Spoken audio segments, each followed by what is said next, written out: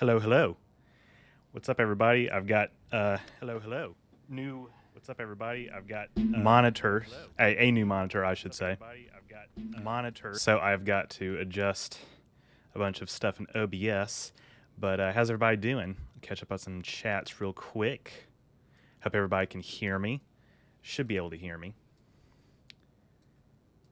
What's up, Goodman 4, Unknown, Kevin Johnson, one of the big MVPs, a member, a donor, kind of redundant, but a big fan of the channel and contributor to the PC Fund. We got Lemon Shark, also a member, Odari. You said there was a massive echo, or anybody else hear an echo? There shouldn't be an echo. I don't know why this is so tiny now. I could actually make it smaller. Saxon Dark, welcome. Here we go. Odari, if I haven't shouted you out already. So as you can see at the bottom of my screen, why do you stream always so late? It just works out for my schedule. I mean, I might later in my career, as things adjust, I might actually work it out so I can maybe stream on Saturday mornings, or what would be Saturday mornings here in North America. Benjinium, what's up? Live long and prosper. Would you see Star Trek or other science fiction franchises starting to have storylines outside the Milky Way galaxy? I think we could definitely see that in the future. They're starting to venture outside the galaxy and Discovery, and so, I think in the future we will see more of that. Nice music. Thank you. Sam Cugel always delivers with the incredible tracks. Caleb Richardson, Sespresso, Sabraxis. I haven't read the scripts that you sent me. I meant to do that last night, but time got away, and so I will definitely read them tonight because I've got to include that as part of my my production schedule for this week. But welcome, everybody. As you can see at the bottom of your screen, of my screen, of our screens, right here, PC Building Fund, as you can see, it is up to a very nice number, a lovely number, 552. You might say, well, how come it's up to 552 when last week you ended the stream and it was at, 470 something? Well, the answer to that is we got some super thanks over the weekend or during the week from Sabraxis and some other people, so I'm including that now. Any super revenue, quote unquote, and I actually think that's a good moniker for it. Super chats, super thanks. All of that revenue is going towards the PC Fund, where we're a good amount of the way there. We're already more than a sixth of the way there, and that's because of you guys. I have the darndest feeling that, okay, yeah, I don't know why every time I have some window over Chrome that the chat freezes. Anyway, in episode 2 of Stranger Worlds, it said that no species can join the Federation if they're genetically enhanced, but in Star Trek Flock says the Denobulans match that if they're in the Federation. I'm interested to see more exploration of that, and what the difference is, the dichotomy is, because we know that from episode 1 of Strange New Worlds that the Federation does dabble in genetic modification for research purposes, and even later on we see in the Next Generation and like First Contact and stuff like that, they genetically or surgically modify themselves to appear as members of alien species for First Contact purposes. Hello from New England. Hello, I'm so happy a sci-fi fan So happy as a sci-fi fantasy fan right now. Strange New Worlds is an absolute banger. Star Wars Celebration just ended. We're getting a Willow sequel. Yeah, it's a great time to be a fan, honestly. Just finished yard work, flipped on YouTube, and boom, here you are. I'm so glad. Hey, I'm glad you're here. Caitlin L. Trek makes the distinction between therapeutic gene therapy and artificial genetic enhancements. Even the Federation does the former, likely inspired by denobulins. This is probably true. As far as I know, there's a Star Trek fan film made a number of years ago which featured an invasion by aliens from the Andromeda Galaxy. Yeah, I know that there's the Kelvins from the original series. We may see more of them, although that's probably centuries off. I'm kind of curious what you guys' opinion is, because my opinion has certainly shifted about this over time. Um, if we were to have a hypothetical Star Trek show set in the early 25th century, of course, Picard has ventured into that time frame already. But if we were to have like, a regular Starfleet ship or something in the 25th century, given, and I know people's opinions about Discovery vary a lot, but given that Discovery is filling in, well, not filling in the gaps so much as just creating new lore and new adventures and everything in the 32nd century, far future time frame, where we know that the Federation still exists. Does that possibly remove some dramatic tension from a hypothetical future show? Like we know in Lower Decks and Prodigy and Picard, like we know that the Federation isn't going to fall. Of course, I say that it could have fallen and re-emerged anew before Discovery, before the burn. What's your guys' opinion on that? Would the dramatic tension be reduced or removed from that? Just wanted to stop by and say congrats on the 30K. Now slow down, speedrun. You're not supposed to pass me. Thanks for being here, Phobia. Yeah, 30K. I will say it doesn't feel much different from 20K, honestly. And we've had discussions about this. But passing another milestone, I got to celebrate it, and I'm glad it coincided with the end of a month where I could come on and do a Star Trek Q&A like this. I appreciate it, bud. I don't want to pass you, but if it happens, it's because of other people subscribing to me. It's because of other people helping build this empire of mine. But I want both of us to be successful. I want all of us YouTubers to be successful. But yeah, I appreciate it. Just need a Time Bandit sequel. That cliffhanger was such a kick to the gut. Who pays for the Federation? I always wondered that. I think that the idea that the Federation doesn't have currency or doesn't have money, I think that the writers in the Next Generation era and beyond have kind of done away with that more or less, and not completely, because there's still dialogue in DS9 to that effect, but I would think that I think they just have like an abundance of resources because there's so many powers coming together that they still have some scarcity. Like dilithium is still a scarce resource, but they have much less scarcity than if the individual planets were independent, which is one advantage of joining the Federation. That would be my answer. Speculative, of course. Nicholas Signor. Hey, Tyler, do you think Strange New Worlds will end with Pike's fate as seen as TOS, or will they establish this as an alternate universe timeline? That's an excellent question. I have no idea. They're hinting they could go either way. They might seal his fate, or they could, continue the show because of, free will and all that and make it an alternate timeline. I would be okay with either, I think. I don't know. It could be the case that, messing with the pre-established lore like that could have some unintended negative consequences, but we'll see how they develop. I was thinking about that the other night. Would like brand new eras and stories. So would I. I'd be happy with a continuous or discontinuous Federation, to be honest. It would, could easily be either depending on what stories need. Depending on what stories need, indeed. Exactly. Yeah, I think most things will be the same for us until 100K, and I hope we both get there sooner rather than later. I really hope so, too. We'll see. I'm always trying to come up with video ideas that I think are going to grow my channel.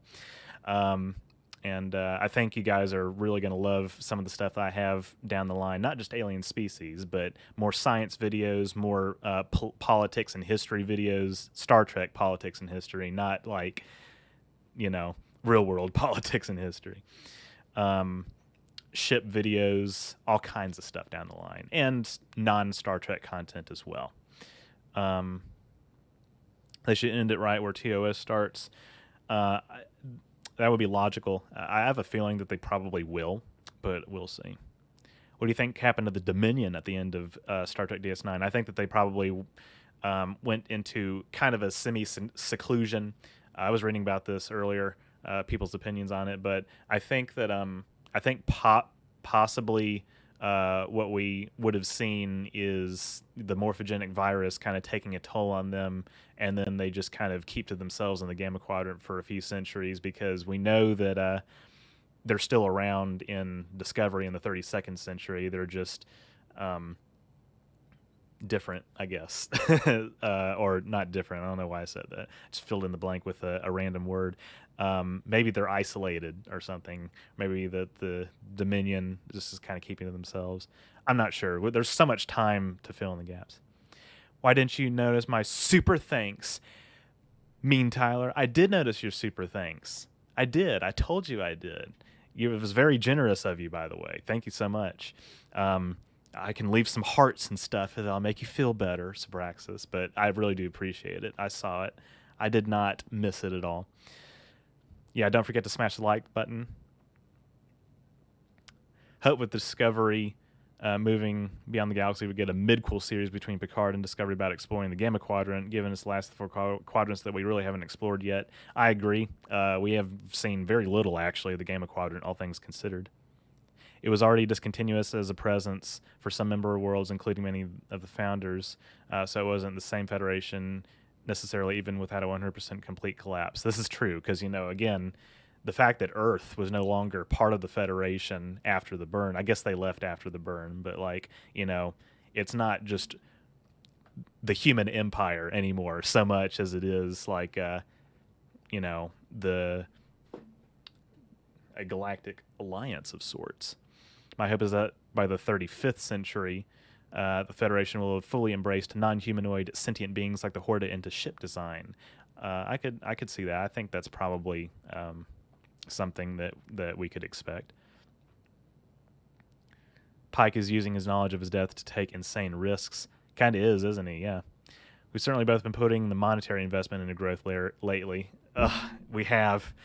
This computer, guys, I'm streaming from my new computer, so this money that we're raising right here is, still going towards, the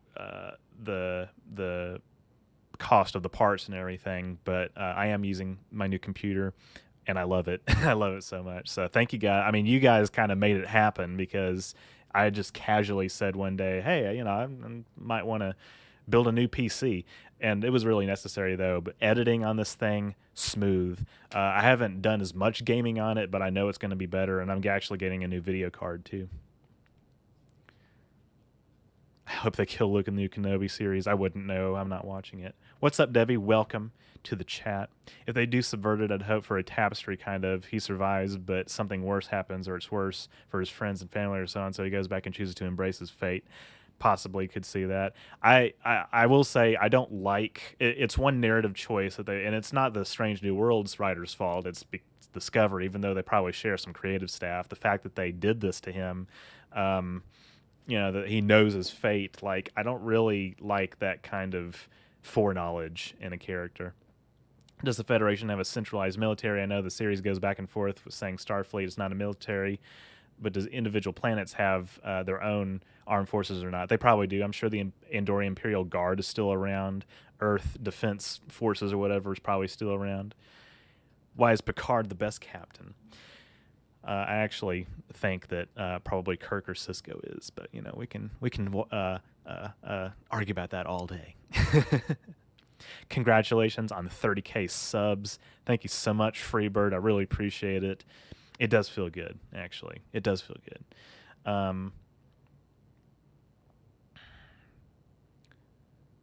I'll be in and out taking care of some background things.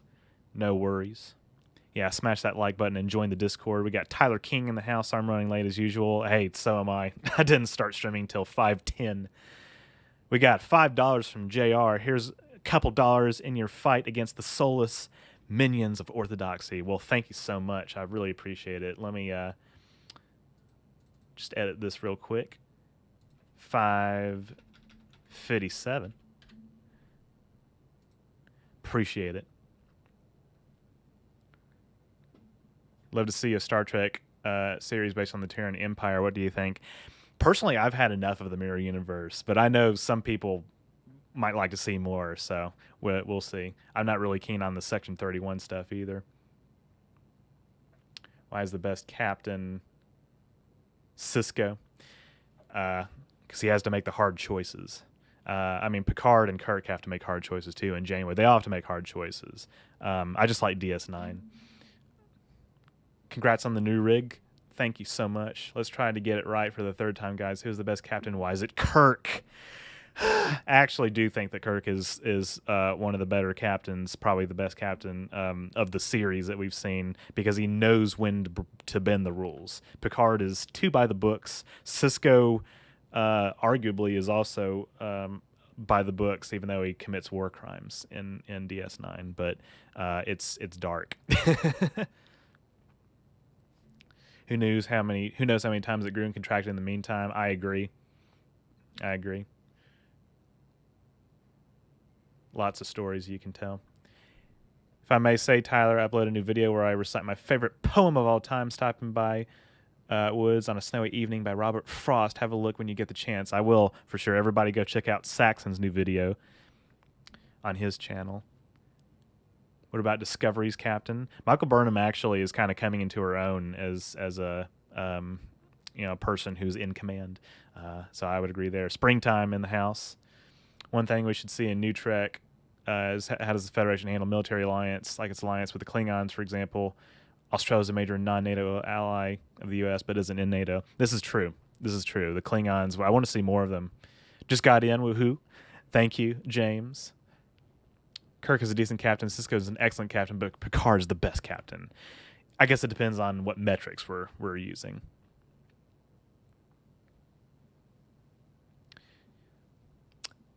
Is there a one-and-done episode you loved, but the canon episodes never expanded on it?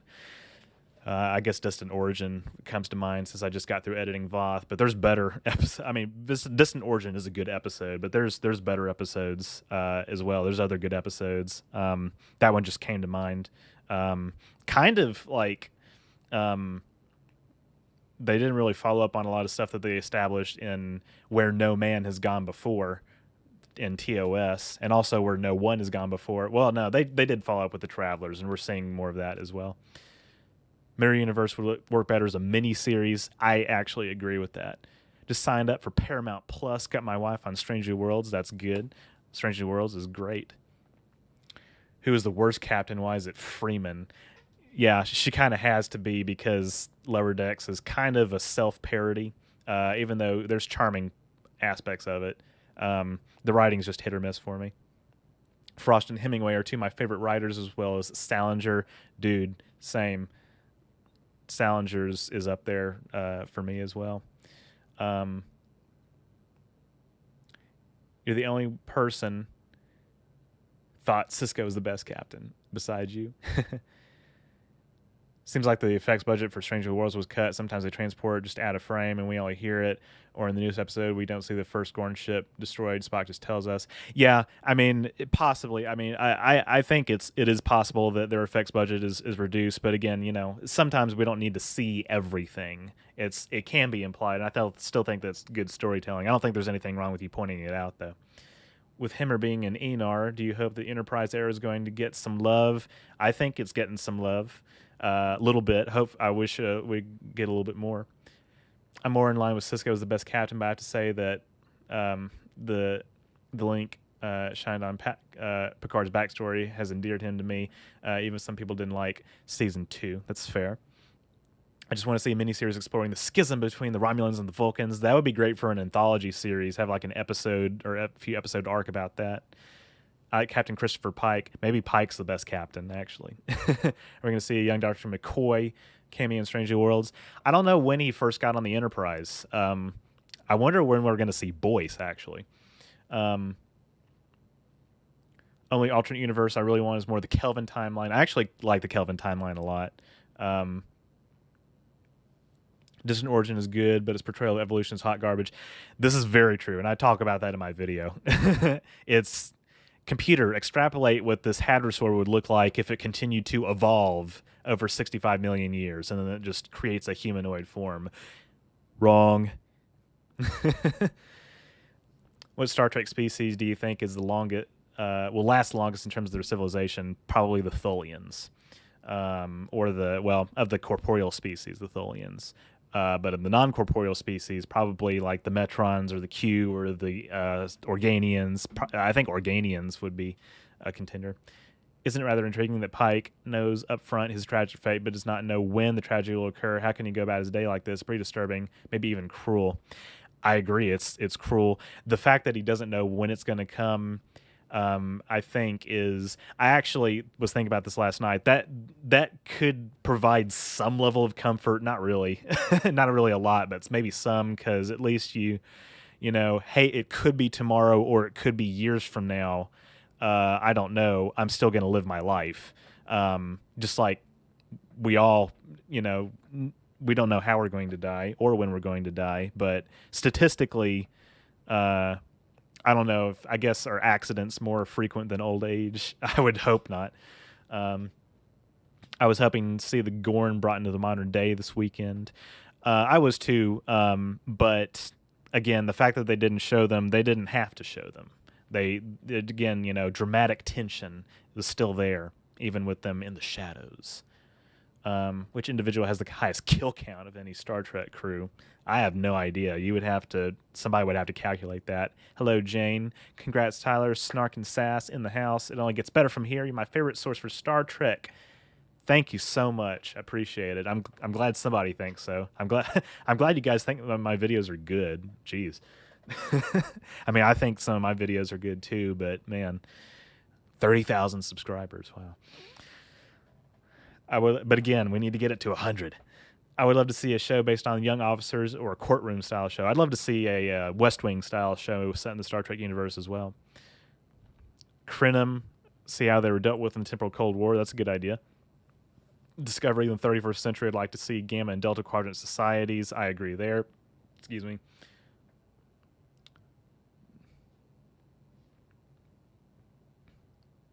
Who would you ask is the Kelvin Timeline crew TNG movie, or just some same class with older versions of the characters?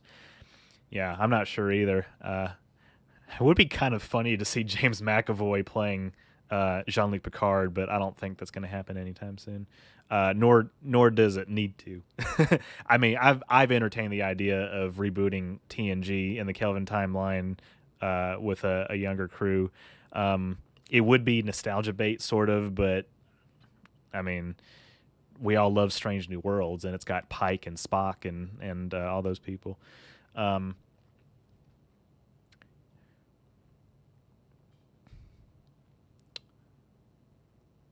Pike is shaping up to be a great captain. He absolutely is.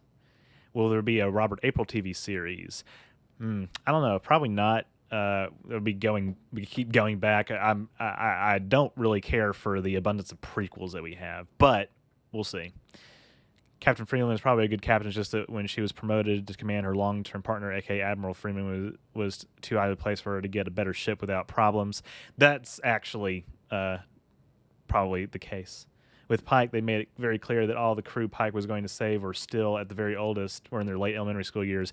Yeah, I noticed that. I guess that's not inconsistent with the timeline, because when did I guess they were like cadets that he was saving, right? And so it's the 2260s probably when that accident happens. I don't remember when it happened, actually. Would you see a Star Trek Lego game or Lego sets? I'm sure there are some. I haven't really been into Lego that much, but Kevin says they're better than good, my videos. Thank you. is it me or the end of Picard season 2 and we still see the flash of light in the sky? I know it's supposed to mean Q died, but it took as him showing that he's still out there. I don't know. Possibly. I mean, the thing is, Q can still show up at any time because he can time travel. As a Q, he can literally exist anywhere in the universe. He just happened to show up in 2401 as his older self, and was deceased or going to become deceased or whatever the Q equivalent is. But it could have been billions of years since all good things. You just don't know. I love that dramatic tension of not showing the Gorn. Yeah, I had respect for the episode, a lot more respect for the episode after they didn't show them, actually. I had to watch the episode twice before bed and waking up. I kept thinking about it, kind of waited for the jump scare. Good thriller. Speaking of Irish writers, I also enjoy Sheridan Le Fanu, author of Camilla, was direct inspiration for Bram Stoker to write Dracula 20 years later. Fascinating. I've got mod duty soon before I go. If Pike knows his fate, then hopefully he knows that his physical tragedy is only temporary. His ending is a good one. Live long and prosper. Thank you for being here. Yeah, that could be the case. Is Starfleet a military or civilian organization? I guess both, kind of. They're both and neither at the same time. Discovery crew seems a bit too relaxed. Well, I don't know. I feel like even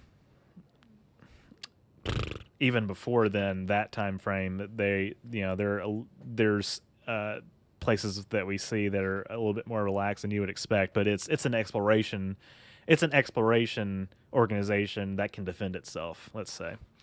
Your videos are great, Tyler, and 30K subs. Can't be wrong. Looking forward to your upcoming VOD video. Thank you so much. When is the next season of Lower Decks out? Is it coming out this year? I'm not sure.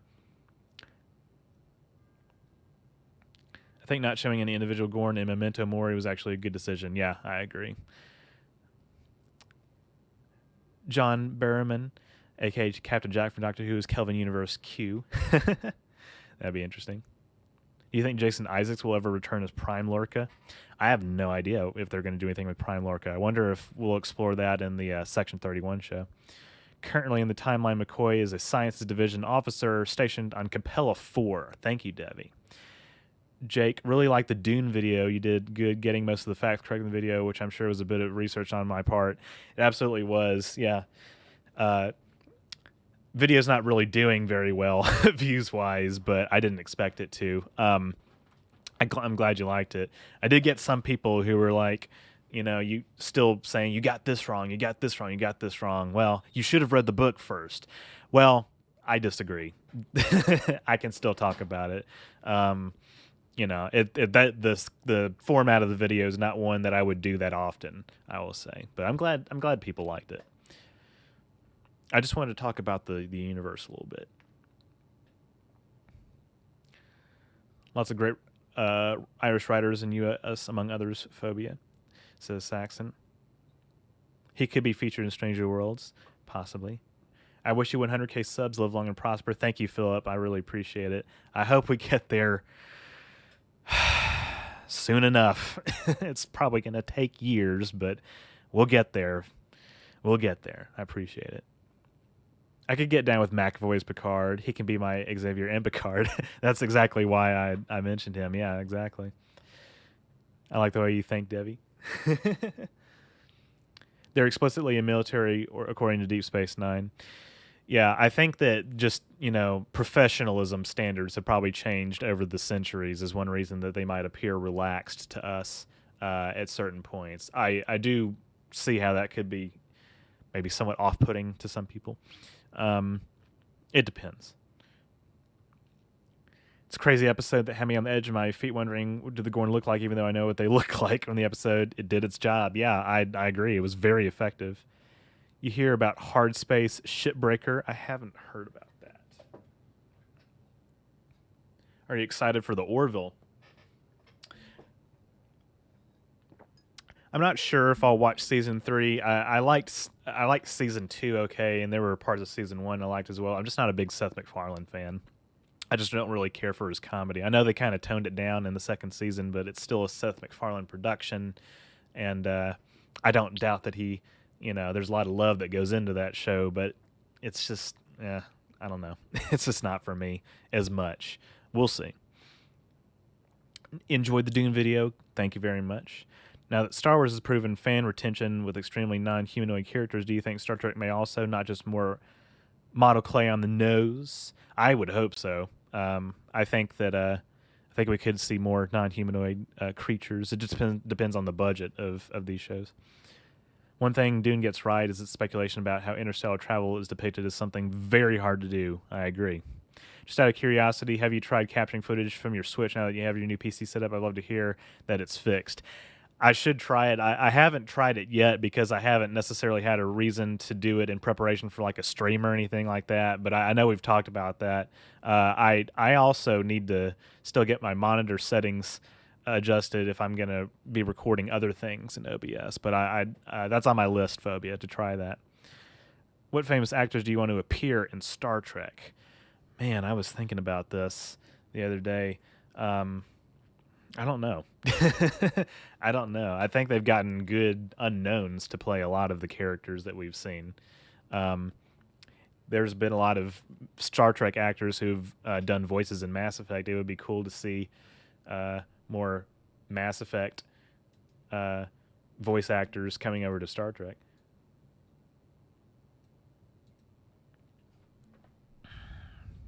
Dune video is great. Boo to the people who criticize you for not being 100% right. That's how you drive fans away from a TV genre. Yeah, the gatekeeping. It's the gatekeeping. I appreciate it. If you haven't done an Asimov Foundation series video yet and want more punishment from book fans, you know what you need to do next. That's a good way to put that, isn't it? I was partly inspired by Rowan J. Coleman's videos about Dune and Foundation universes. I'm not as familiar with Foundation. I wasn't very familiar with Dune either until recently. I already mentioned here in an earlier date, but I still do not understand why so many people, both subscribers and visitors, do not watch your other sci-fi videos outside the Star Trek stuff. We've had a lot of discussions about that. I agree. I mean, I don't know. I think you just need subscribers first, and then the stuff that's outside my lane. Because I've talked about would get more views. I've talked about this with Lore Reloaded. I've talked about this with Triangulum Audio Studios. I've talked about this with Phobia. Talked about this with you. Like, I actually recently came to a realization that I was coming dangerously close to oversaturating Star Trek on my channel. So I guess right now is a semi-official announcement that I will be probably only making 2 or 3 Star Trek videos a month at the most from here on out. Minimum 2 still, I would say. Because I'm actually trying to branch out more, even though those videos don't do as well. I still need to lay the groundwork, I think, for places I can pivot in the future, and also just give myself a little bit of relaxation. I think I kind of was acting a little spoiled last week when I was complaining about the view count on my Warp Drives video, because it's actually doing rather well. It's over 40K at this point, which is almost profitable, but expecting it to shoot up to 100K immediately. Phobia and I had a discussion about this recently. The fact that Phasers and Stardates and V'ger all did that, I think we were looking at a series of coincidences, just good luck on my part, because it really shot up out of the blue. The algorithm just liked those videos randomly and decided to promote them outside my normal range of what my videos are expected to do. And expecting that to happen every time is a mistake, because it doesn't happen with the big guys either. It doesn't happen with Lore. It doesn't happen with Certifiably In-Game. So I need to temper my expectations a little bit. Money is still going to be an issue, of course, but that's not my fault. That's because just the socioeconomic conditions around us are deteriorating. Anyway,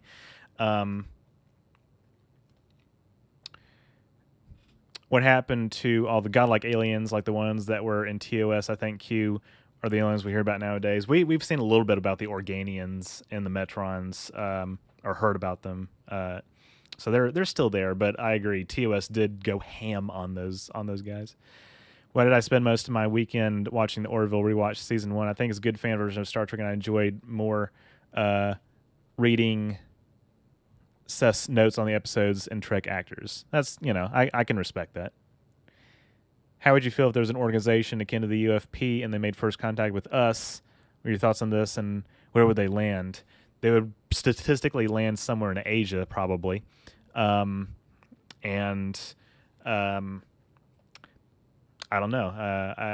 I think we're definitely too divided to join a galactic alliance at this point, but it's an interesting question nonetheless. How did you originally pronounce Bene Gesserit? I said Bene Gesserit, which, Bene, I mean, that's how I would pronounce it if I'm just reading Bene. But yeah, Bene Gesserit. I don't like inserting new audio into my videos, and so I had to just let a friggin' voice to speech or text to speech thing do it for me. I've done it before. We got to get Halo content on this channel. I know. Yeah, I'm not against that at all. I don't know if it'll happen this year, but we'll see. I mean, I've talked about this for a long time. Halo is very appropriate for this channel. Admiral Freeman, Captain Freeman were also in Futurama as a couple. Apparently, they were Jamaican. Were they now? Okay, I think I remember that, actually. I need a Futurama video on the channel, too. Would love to see Zendaya in Star Trek as a recurring role. Yeah, perhaps, yeah. Sigourney Weaver was the best captain. Exactly. Until that question, I didn't realize you did do other videos besides Star Trek. My bad. Well, I guess maybe that's part of the problem too. It's not your fault; it's YouTube's fault for not promoting them enough. I mean, if you're if you're a subscriber and you closely follow my upload schedule, you will notice that I tend to alternate sometimes between, and I'm going to do it more between Trek and non-Trek. But yeah, I mean, those videos take just as much work, but they don't get as many views, and we really need to change that. So we'll see how that pans out in the future. Don't really watch fan-made or knockoff fictional stuff. That being said, I'm currently watching Star Trek Continues. My God, it's pretty good. Star Trek Continues is really good, yeah. For what it is, especially. Alien content on the channel, too. You know it. Xenomorphs, Beyond. Have you watched The Boys? Season 3 starts on Friday. I haven't watched The Boys. I've thought about watching it every now and then, but just having time to sit down and binge a series like that has been somewhat scarce over the past couple years. But I've heard good things about it, of course. Trying to get my wife into Star Trek. My gut says that I need to show her TNG first. Interesting, yeah. Ask me if it's like The Mandalorian or Boba Fett. I don't know anything about those shows, like their quality or, how faithful they are to Star Wars fans' expectations of what they should be like. I think starting with TNG is not a bad idea, but just keep in mind that the first couple seasons are very rough, so it only gets good, I think, in season 3. Although there's some good episodes early on, like Measure of a Man. You Demand, thank you. When will they reveal something about the fifth season? When will they reveal something about the 5th season of Discovery? I have no idea. They're filming it now, or they've actually finished filming it now, I think. So we know that. As far as promotional stuff, I'm not sure. What if the Klingons took over the entire Beta Quadrant? I would be curious to see how much they did expand. I think eventually they joined the Federation, like we learn in Azadi Prime, but apparently they seceded again by the 32nd century. I think engaging in collaborations with other YouTubers should help gain you additional exposure. It could help me, yeah. Scheduling is going to be very difficult when it comes to that, but I might have to look into some of my contacts and see what I can do about that. Yeah. Greetings and salutations, tally-ho, fellow squires of Gothos. Welcome, Gopher. You can't start with TNG, at least not the first 2 seasons, without explaining the characters to her and promise that it will get better. Yeah, exactly. By the way, Phobia, your videos are awesome, too, and fun. Nice work, they are. Thanks, Saxon Dark. Should have a new one coming out hopefully next week. Zelda: A Link to the Past. Can't wait for that myself. Are you streaming this week? Phobia. I believe you should be. Jeffrey in the chat. Hey, Tyler. Hey, Devi. What episode of Stranger Worlds are you on? I'm on episode 3. I actually just caught up last night, so I just watched 2, 3, and 4 last night. Absolutely. Love your channel and its content. Thank you for working so hard to make each video so awesome. I really appreciate it. Thank you so much. I see a lot of people confused as to why Modern Trek is a different feel from the 90s or 2000s Trek, given it's made by the same company. I think the primary reason it's not technically the same company. This is true. The rights have kind of shifted around over the years. What PC have you decided on? Of course, I built my own. I've got. I'll have to do a video about that and a write up for like patrons and members and everything, and on the Discord and whatnot. But I got a gigabyte motherboard. Or a gigaboard by a motherboard by Gigabyte Aorus Master Z690, 32 gigs of RAM. I've got a 1660 Super GTX in there. I'm gonna try and get an RTX 3060 or something like that. 3060 Ti probably. What's my SSD? Got Western Digital SSD. I've got 8 terabytes of storage in there. Yeah, it's it's pretty intense. And Intel i9 12900K CPU. Very powerful. Ring up Mr. Beast. Yeah, exactly. Because I definitely have his number. Mr. Beast. TNG is very 80s and kind of rough. The pilot isn't bad. It's very 80s. Remember, if you're introducing somebody to Trek for the first time, always start them on the TNG episode Sub Rosa. Yeah, exactly. I feel you're not having enough time to binge things. However, if you're retired like me, maybe one day I will be able to retire at age 95. You have blah, blah, blah, blah, blah. Sorry, I missed that real quick. You get to binge whatever you want. The hard part is the time it takes to get there. That's true. I hope I have more free time one day. Here's a question. If alien spaceship crash landed on Earth and the crew looked identical to Vulcans, what potential implications would come to you first? That we're in a simulation for sure. How come we didn't hear about the Genesis device during the Dominion War? They are a planet killer. It's like the U.S. having nuclear bombs but not using them. Well, I would hope that we didn't use nuclear bombs beyond World War II. We knew how powerful the Genesis device was. Section 31 might have had that up their sleeve, but I think the mutagenic virus it was sadistic and unethical, but it was clever on their part for,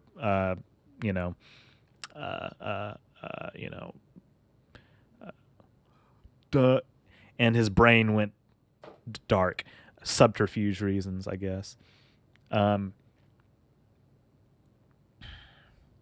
Any upcoming sci-fi series that you're looking forward to, or any reboots like Battlestar or Stargate? I'm going to actually catch up on the Battlestar Galactica 2000s show. I'm interested to see what they do with the new Babylon 5, even though I haven't seen the original either. I haven't seen some of these original shows that they're rebooting. I need to catch up on The Expanse. I know my sci-fi card, I need to turn it in because I haven't seen The Expanse. Crucify me. Springtime is like saying, what is he doing? He still hasn't seen The Expanse. Go show Phobia some love on his YouTube channel. Yes. Go subscribe to Phobia.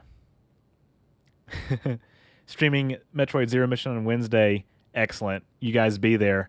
You guys like my Metroid content. His is better. Go watch it instead. No, in addition to mine. Paramount Television made Star Trek shows in the 80s, 90s, and 2000s before the original series was made by Lucille Ball's production company Desilu before Viacom Paramount bought the rights, and it was aired on NBC.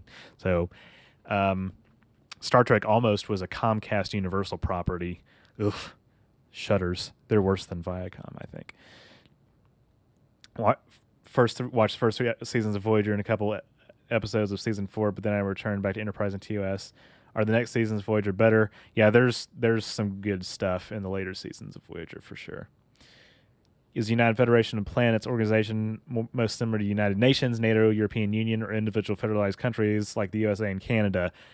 A little bit of all of the above would be my official answer. I actually made a video about this like 4 years ago called Is the Star Trek Federation a Democracy?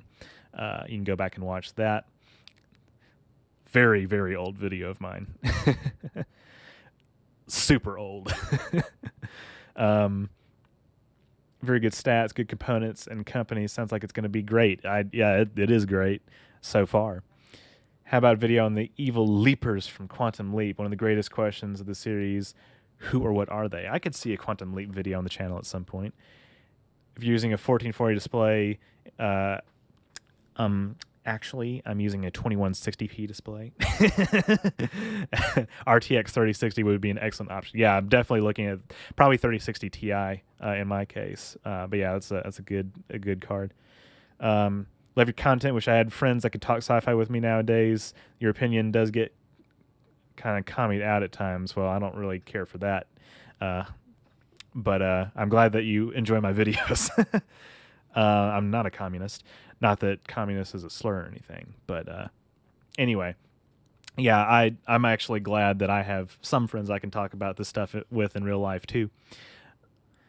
There's not a lot of Star Trek fans in my generation, interestingly enough, or at least not where I live.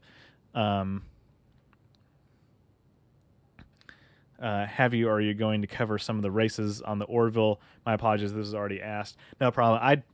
My honest answer is I tried to write a Mocklins video, but frankly, the lore in the Orville is so goofy. I'm sorry, it's just so goofy. I couldn't take it seriously enough to do like an actual alien biology video about that.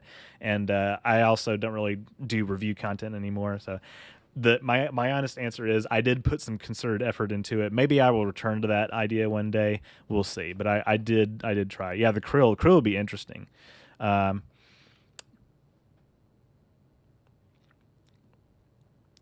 So yeah, sorry about that, but I did try. Star Trek is currently owned by CBS and Paramount. Also, Warner Brothers, which became CWTV, was created for Trek. Interesting. Didn't know about that connection. Watched West Wing the other year. Told people West Wing was just Star Trek, and the Republicans were aliens, but we were self-sabotaging aliens. West Wing. I think a West Wing show, in like a Star Trek West Wing show, would be really cool. I just watched it a couple years ago myself.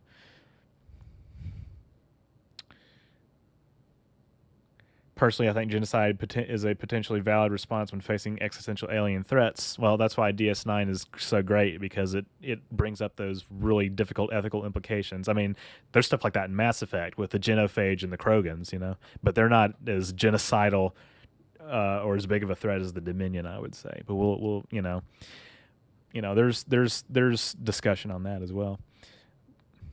Break down the original Babylon 5. Your point of view would be great for that show. If I want to do a Battlestar Galactica video this year, so I would probably like to do a Babylon 5 video at some point.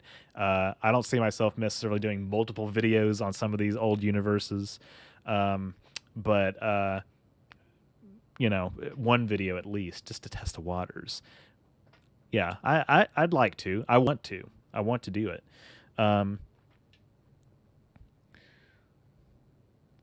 Babylon 5. Yeah, lots of Babylon 5 love in the chat. That's why I tell people who call themselves sci-fi and then call the main character Metroid male. You fail. You only know TV. Sci-fi card confiscated. Yeah. You don't know Samus Aran is Samus Aran. What are your thoughts on the new Star Trek show's use of mind meld so casually? I thought it was always considered taboo and only a small amount of Vulcans could do it. Well, it was definitely taboo in Enterprise. Of course, Strange New Worlds and TOS take place 100 years later. I still think, I don't remember how frequently it was used in TOS. It's still not necessarily something that's so wide and commonplace. Even when they're doing it in in the new shows. I would say they're using it not very sparingly, but they still treat it as like a serious endeavor. We got $13 from Tyler King. Star Trek and The West Wing have in common being essentially the ultimate liberal fantasy and fiction. Star Trek being the future works out, and The West Wing being that we have competent politicians. I actually agree with that sentiment. It is liberal wish fulfillment in a lot of ways. So I'm going to add this to the fund. So that's $570 that we've raised so far. We need to get more chats coming in. We can't have the same people donating every week, even though I really appreciate it. Come on. Just throw out $2, $5. It doesn't matter. We got to get the super chats rolling, but I appreciate it.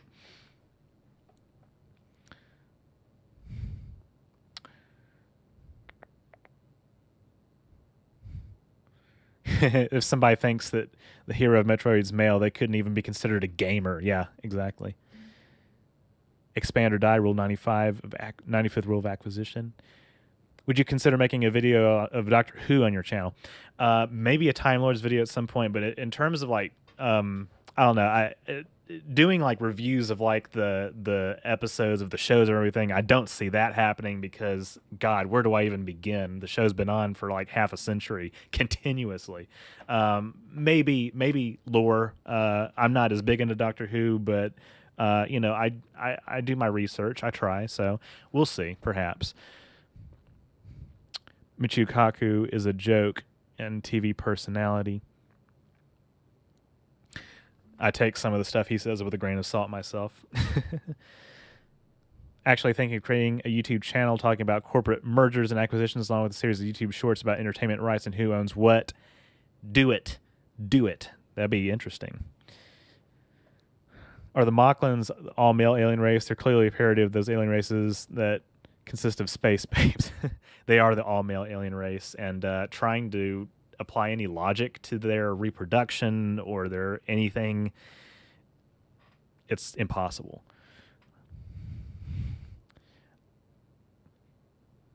Man, $30. We got to get you at least over 600, right?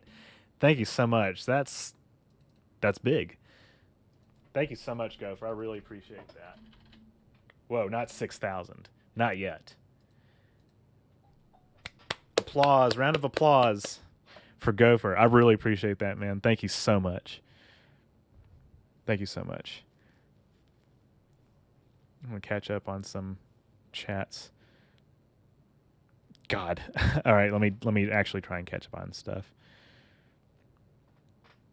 Going through Quantum Leap right now, and some of the lore shifts around a lot on i.e. whether or not Sam's body is moving through time or just his mind, some of the dates they established. I could see that being inconsistent over time. It was taboo around Enterprise. Yeah, exactly. Communism does not equal socialism. The first is about a fascist ruling party controlling the public's access to information and education. The latter is about poor people not starving to death. Yes, communism and socialism are not inherently the same thing. Yeah. Now, orthodox communism is also different from, what was practiced in the Soviet Union and what's practiced in China. China's capitalist anyway. But yeah, Star Trek is more socialist in that it's like people having rights and abundance of resources.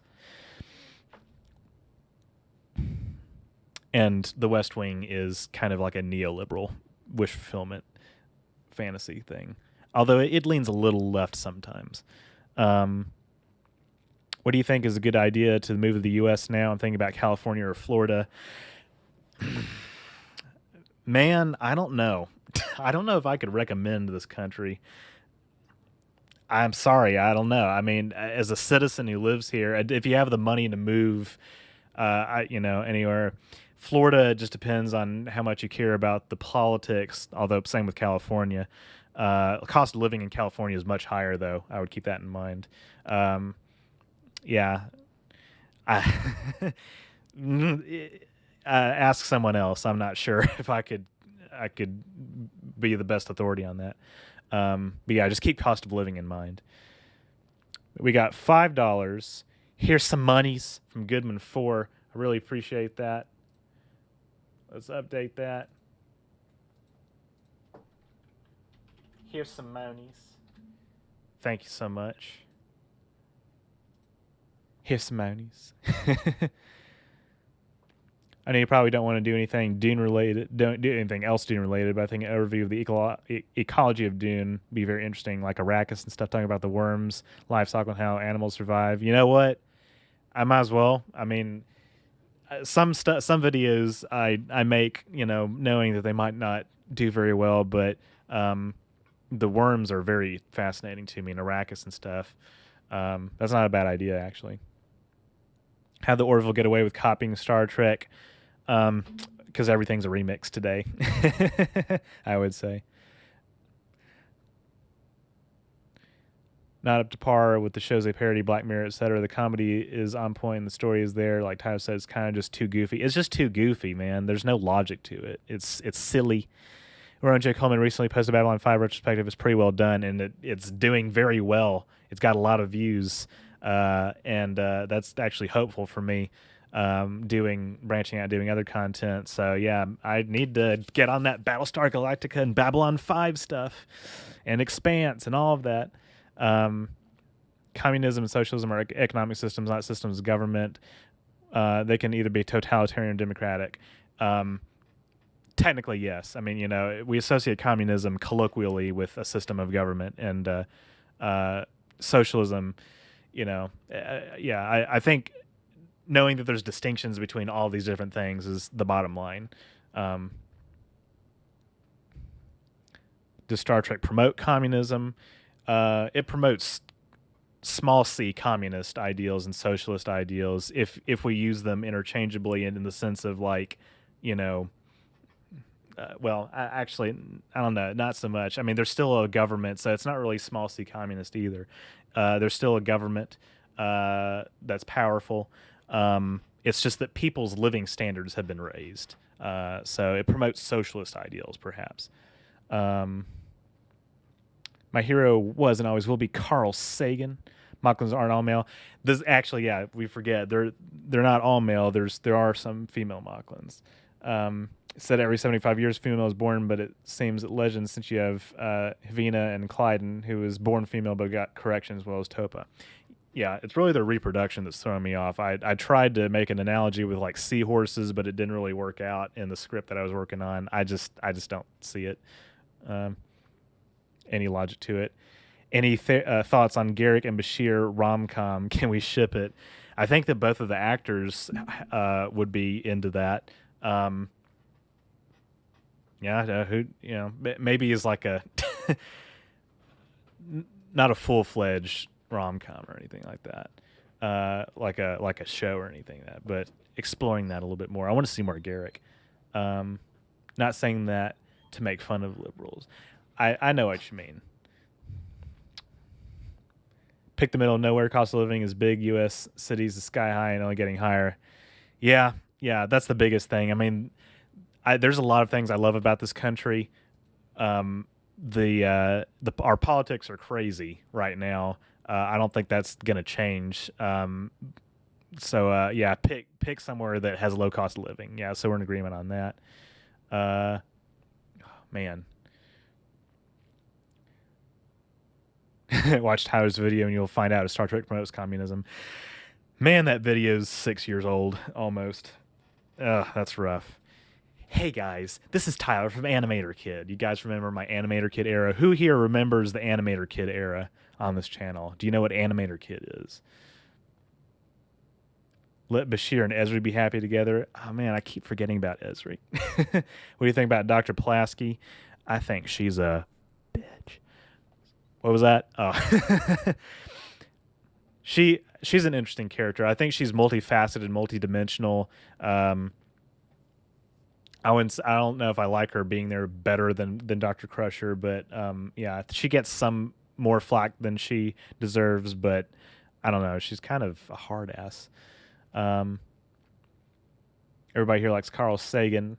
He's not just your hero, kind of everybody's hero since the early 70s. Yes, he is.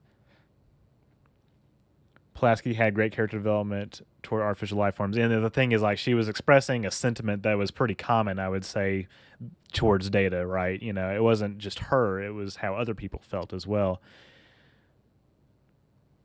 Glad to see a U.S. Air Force emblem with that. Michio Kaku is entertaining, but I find some of his ideas somewhat out there. I agree. Yes, more claps for Tyler King and go for Baroque. Of all the TV people like Michio and Neil, I only ever like Dr. Brian Cox, who's like the heir to Sagan. Brian Cox does some good work. Should have been given Cosmos. There was a hiatus from the 80s or 90s until 2005. Okay, I didn't know that. Still, it's a lot to catch up on. It's kind of impossible.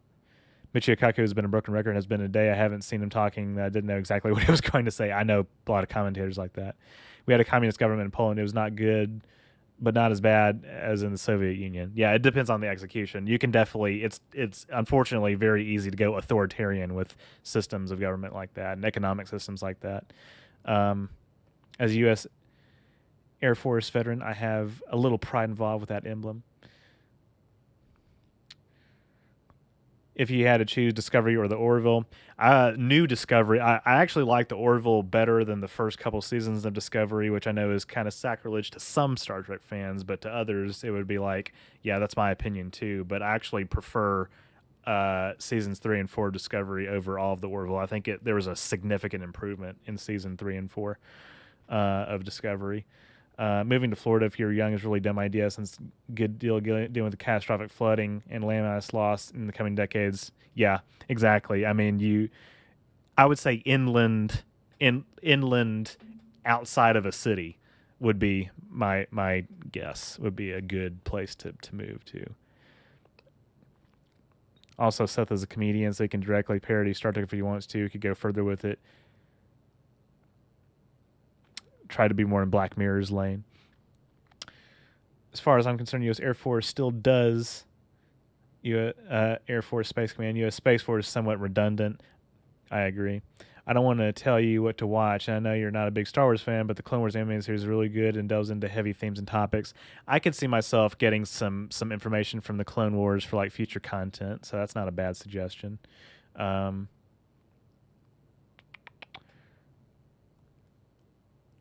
We look at democracy as being capitalism. Capitalism equals freedom and everything else as un-American. Yeah, I mean, there is big C and small c communism. I'm not either, but yeah. Well, the original trilogy analogized World War II. The prequels analogized Civil War. Clone Wars focuses on analogizing the Iraq War and the Bush-era response. That's actually really interesting. That's why most Americans are so dumb and poor. Yeah, we tend to reject a lot of policies that would actually help us. Yeah, unfortunately. I haven't watched a lot of American Dad, or really any American Dad. In a lot of ways, the Federation's resources are functionally infinite aside from dilithium. Kind of, yeah. Biggest problem with the U.S., in my opinion, is citizens united. Capitalism is not a system of government, true.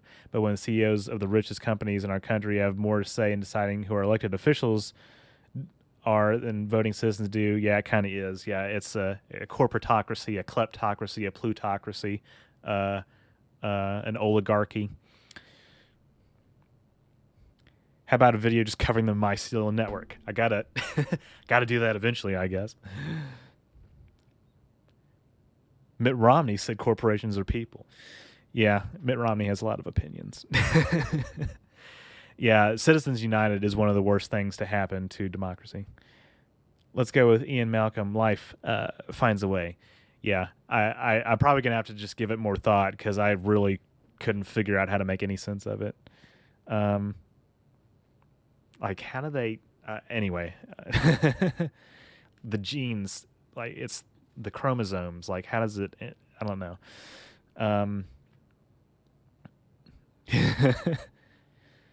How about a video on the concept of creepypasta fiction? What actually is the paranormal? It's an idea known versus unknown. How it could relate to Star Trek because of ACDD from Lower Decks. More exploration of the supernatural, perhaps. I could see that happening in some of my videos.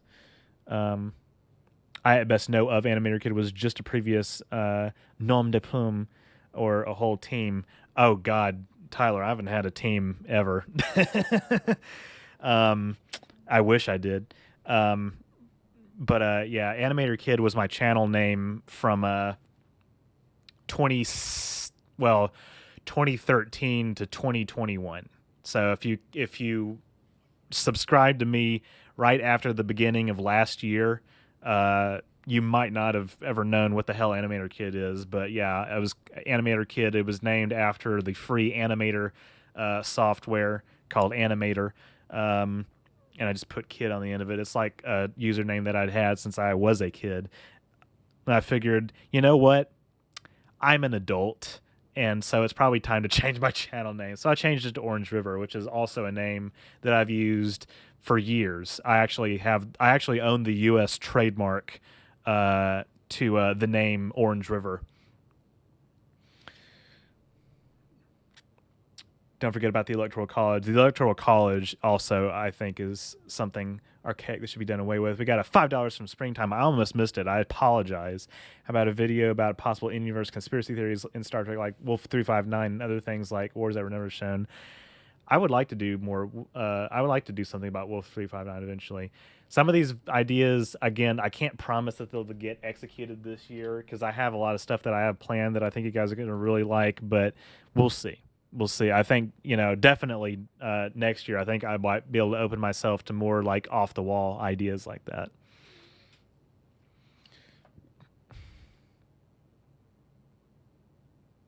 Animator Kid was a lot better before he sold out and became Tyler. I know, right? Ignore my spelling mistakes. Hey, we all make them. It's fine. Yeah, Saxon remembers Animator Kid. I actually prefer Pulaski over Crusher. Pulaski did have more depth to her than give her credit for. Actually, on multiple occasions have said if Carl hadn't died, this country wouldn't have shifted so far towards stupid as a culture now. There's a lot about the culture that shifted away from common sense, yeah. What U.S. president was the worst in your opinion? Probably James Buchanan. Yeah.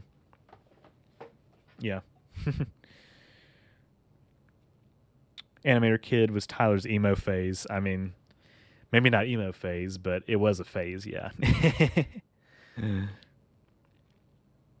To Paul or the Duras sisters?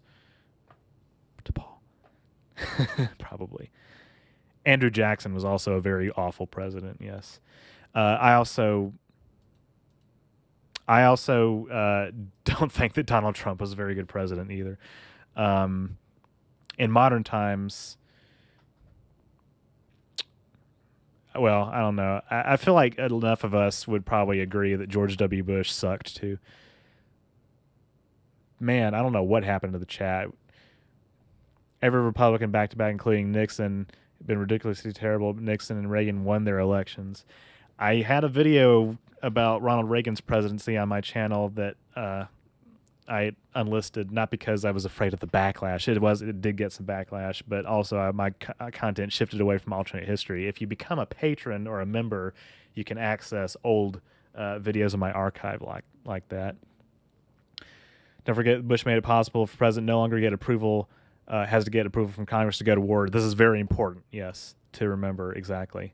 Star Wars is one of my favorite fantasy settings. I wish more fantasy adopted futuristic settings. That would be cool. I like blending of sci-fi and fantasy. Not Gary can be sure I would instead produce Shakespeare's Rom and Julian Star Trek game musical.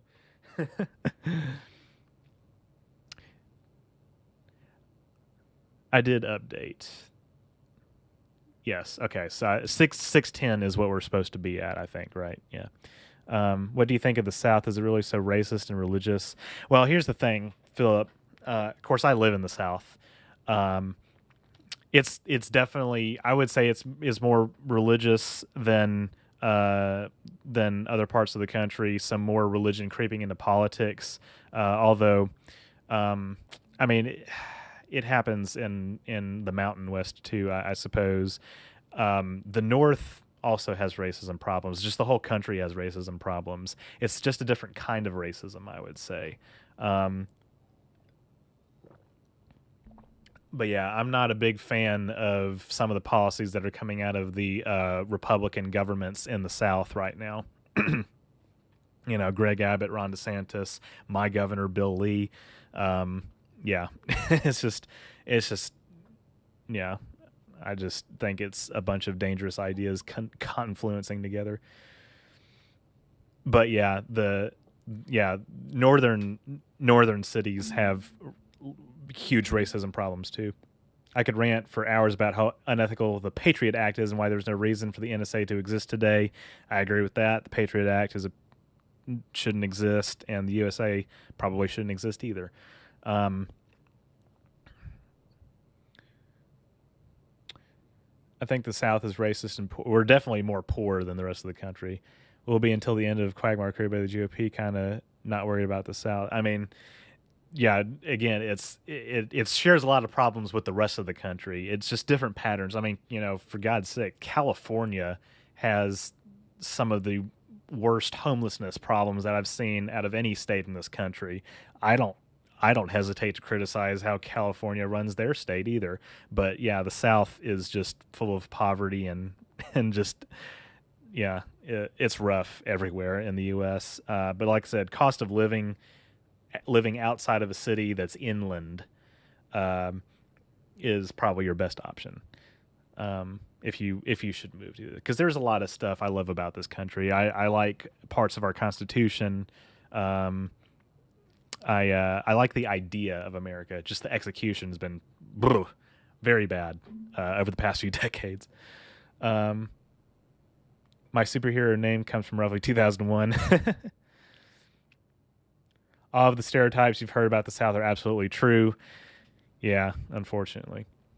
Should people even bother voting, or should we let corporos or billionaires or lobbyists decide? Well, we shouldn't just roll down and let them, but I would say that voting only has so much influence. I think that real change is not going to come from Congress or the White House or the courts. It's going to come from, uh, you know, like grassroots movements and, organized labor and stuff like that. But there's only so much power that kind of stuff has. I know people hate on Zack Snyder a lot, but his portrayal of Krypton in Man of Steel was awesome. I actually thought that was really cool as well. He's making a Star Wars pastiche movie similar to what Seth MacFarlane is doing with the Orville. That would be interesting. Wolf 359 was an inside job. You can't melt tritanium. Thing is, it kind of was an inside job if we go by the definition of, Locutus being Jean-Luc, even though he wasn't as in control, right? That's twisting your language a little bit. It depends on your definition of it. Orange River is a river in South Africa. This is true.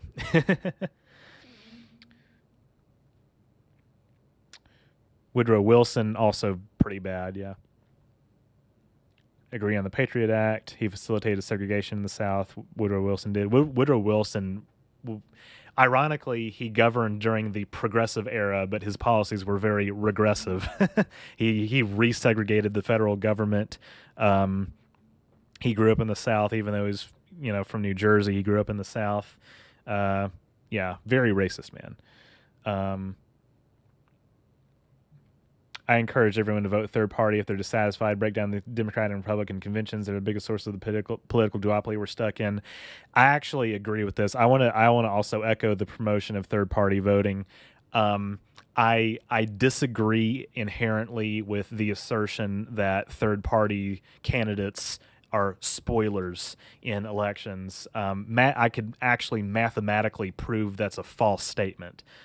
But we can get into that if we really want to. But yeah, I'm not very impressed with policies coming out of the Republican or Democratic parties right now.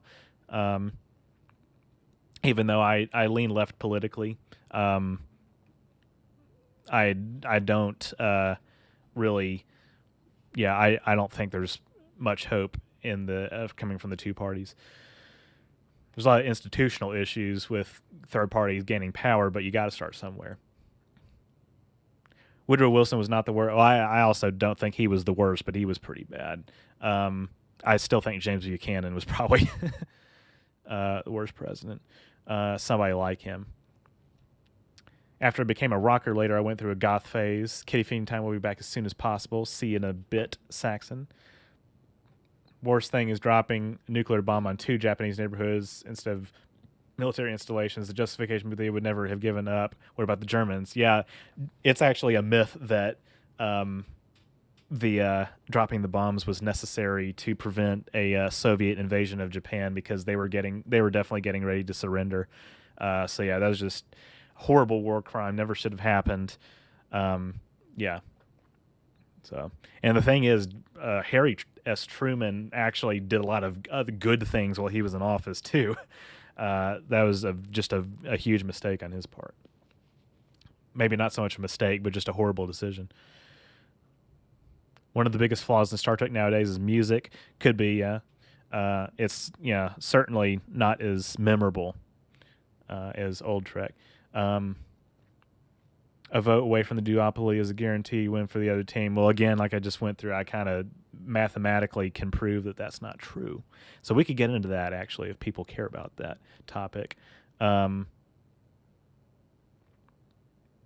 you say your favorite U.S. president was Lincoln, then your 2 worst presidents sandwiched between him, Buchanan, and Johnson. Yeah, Johnson also sucked.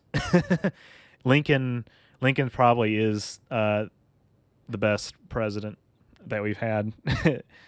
It'd just be that way. Patriot Act was an act of treason by Congress. Who said Lincoln was the best? Slave thing and assassination. All people know talk about with Lincoln. I'm from Illinois, the land of Lincoln. I know about him. Well, I say best. Best also means least worst. I also would throw in Franklin D. Roosevelt in that least worst, because this country has always had a lot of flaws. The Republican Party, when it originated, when it started out, represented a lot more honorable things than it turned into, even by the 1890s, I would say. But definitely by the 1960s, I think the Republican Party was too far gone. I love America. I don't love Americans. Yeah, I feel that way too. Vote your conscience. Don't worry about other people trying to convince you that your vote doesn't count, or if you vote a certain way that the other guy will win. Yeah, vote your conscience. Vote for whatever you want to. A vote for a third-party candidate is not a vote for the other side. It's a vote for that candidate. Again, I can mathematically prove that the assertion that third-party candidates are spoilers is false. I'll catch up on chat, see if anybody cares about that. Change is a cultural thing. Given our country weighs things unevenly, it makes changing the system rough. It makes the U.S. look like something it definitely is not. Yeah, I do think there's a lot of structural issues. I agree, Jeffrey. There's a lot of structural issues that are holding us back. Pretty sure the U.S. military had intel that Japan was already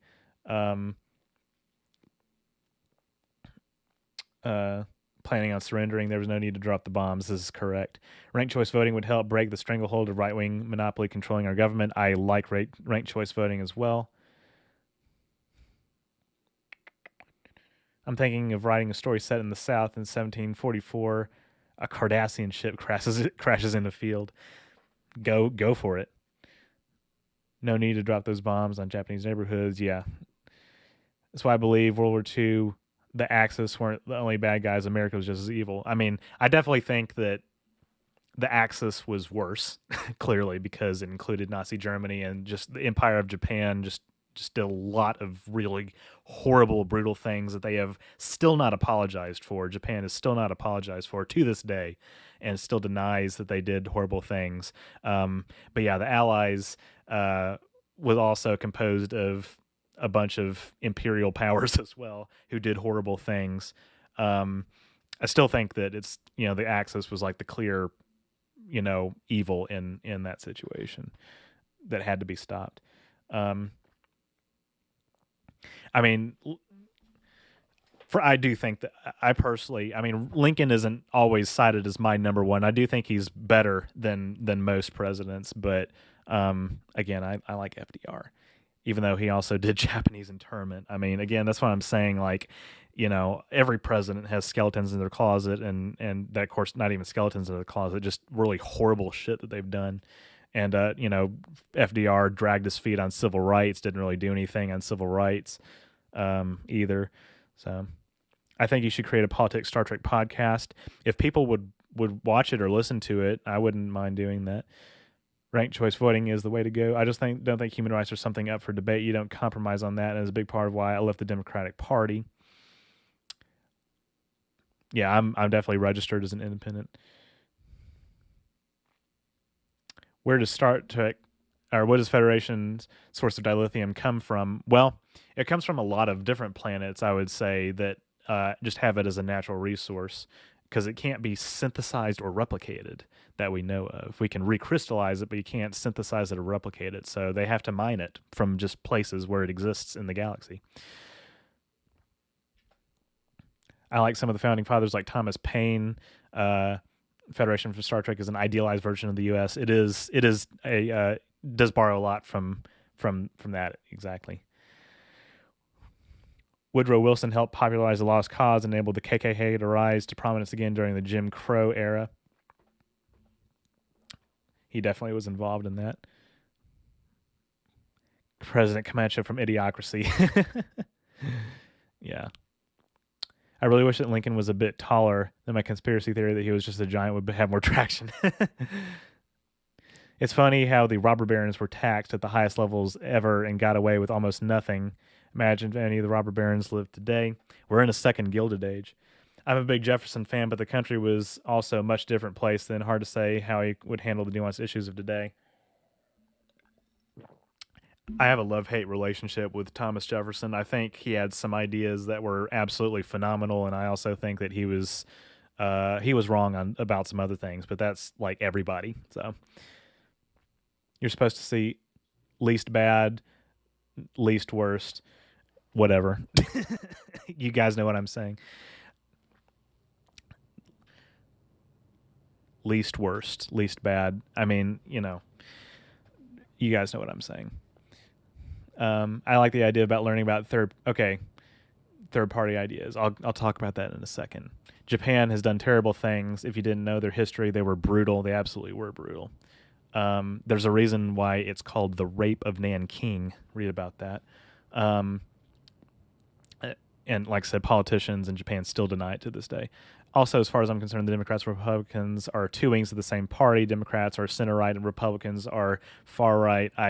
I think that analysis has merit to it. I mean, if you look at the international political spectrum, both parties are rather conservative. World War II is about the U.S. scaring the rest of the world to secure its place as the top of the food chain. It was not about stopping the Nazis. If it were, we would have entered the war without the atomic bomb. We also did recruit a lot of Nazis to serve in our space program to help, like Werner von Braun. I mean, here's the thing, though. What I would say, phobia, is like, the effect that we had of stopping Germany as an expansionist power, I think was important. Like, because the Holocaust was like, even though there were things that the Belgians did and the British did that were on a similar level and just weren't talked about as much. If you Hitler coming to power and genociding a bunch of people and invading other countries, that had to be stopped. But yes, you're right. It was also about the U.S. proclaiming its preeminence on the world stage, which we held on to for a long time. Stopping the Nazis was important. So that's why I think World War II is easier to justify why we fought it than World War I or the Korean War or Vietnam or Iraq. World War II is different in that way, I think. That's been my reading of history. In Switzerland, more than 550 referendums have occurred since the Constitution in 1848, legislative or constitutional. I would love more referendums in this country, although my concern is that people would just make the wrong choice.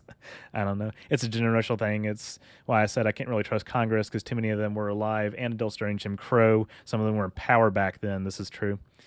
Do you think Russia will use atomic bombs against Ukraine? This is what I'm most afraid of, if Russia will lose.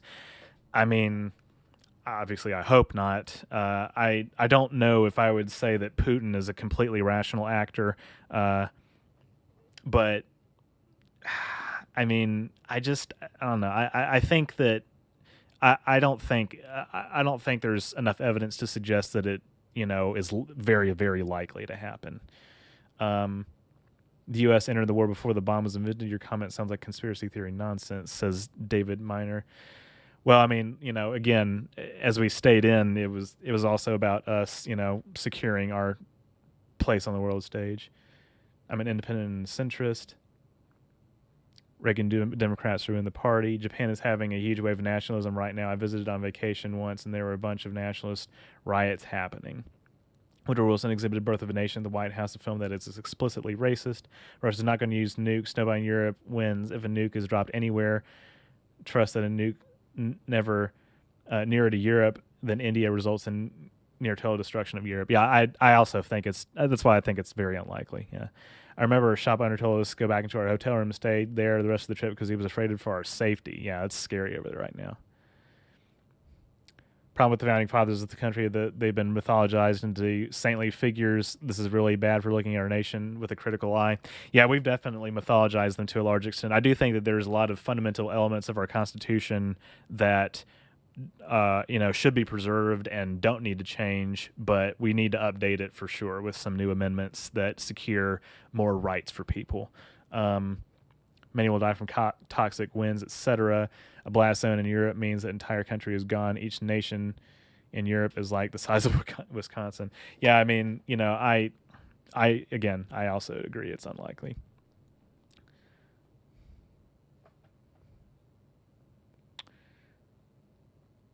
Someone once told me that every politician has their pros and cons. Probably, but U.S. politics is so messed up. If pro is the opposite of con, then the opposite of progress is Congress. There you go. I don't think it's right for the U.S. to be the world's police force and determine the rules of other countries to abide by, but there's also exceptions where invading is necessary. Yeah. I mean, yeah, we're both on the same page. That our us exercising world police power has just made things worse in a lot of places.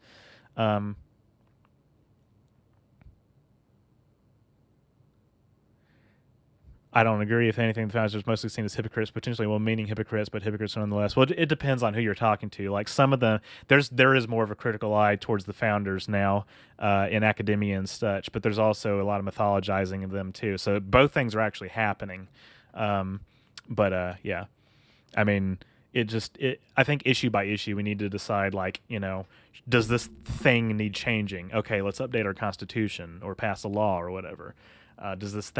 Can this thing stay the same? Let's leave it the way it is. If it ain't broke, don't fix it. But there's a lot that's broken in the United States. I would argue that the same should have been done about North Korea decades ago. Yeah, I mean, I think it's a case by case basis for sure.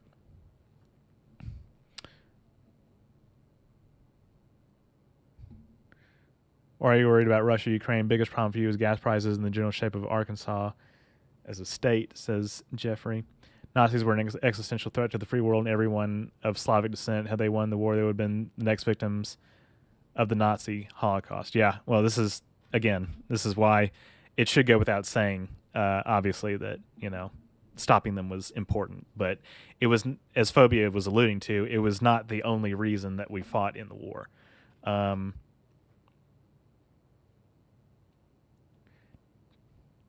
Unfortunately, history isn't what really is taught in schools, or flaws are generally glossed over. Generally, this is also true. What do you think about gun laws in the U.S.? Do you have one? Gun laws are, yeah, I was going to say gun laws are interesting. That's one word I could use. And obviously a lot of discussions since Uvalde and even before then, going back, decades, we've been talking about this.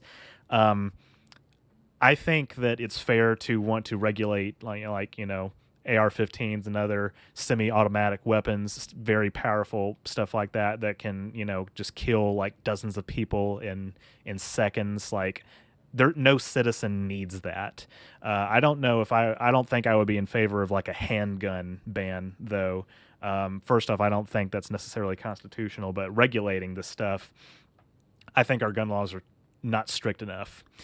There's people in the chat who probably think that that's nonsense and that the opposite is true, that it's too hard to get a gun. Well, I don't really agree with that.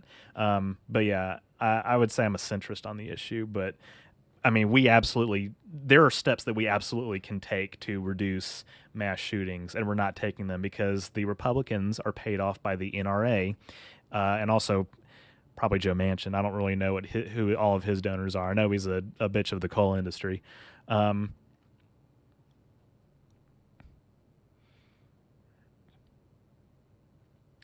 Constitutional amendment that explicitly states the U.S. is a secular nation.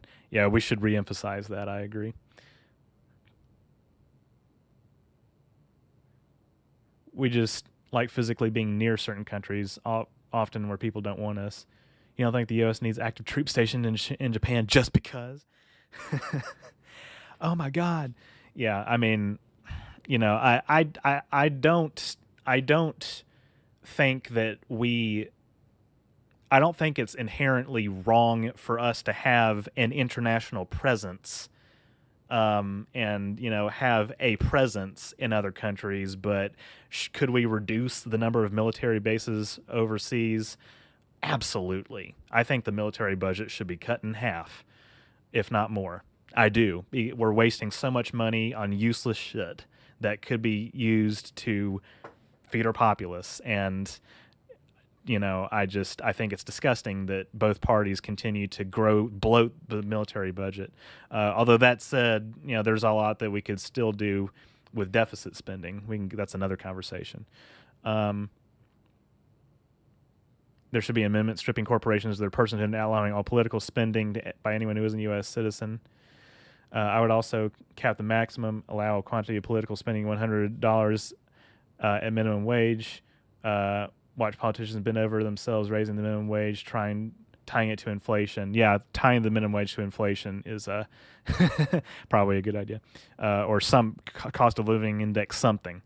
Too easy to get a gun. I agree. Came here for Star Trek and stuff. Well, I'm certainly not the one who wanted to talk about politics, but other people have brought it up. If you want to build a wall, then build one between the church and the state. Yeah, church-state separation is very important to emphasize. I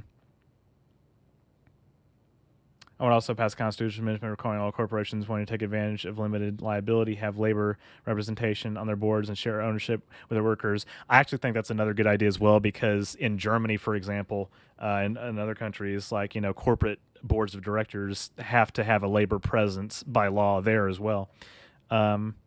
Or use money transition from fossil fuels and donate to poor nations to do the same. Yeah, there's going to be a lot of good uses for that.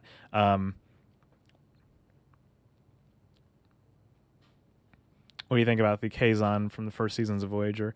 I never really cared for their depiction, so they're not one of my favorite species. There's a lot of Voyager species that I do like the Hirogen, the Voth, the Vadoir, species 8472.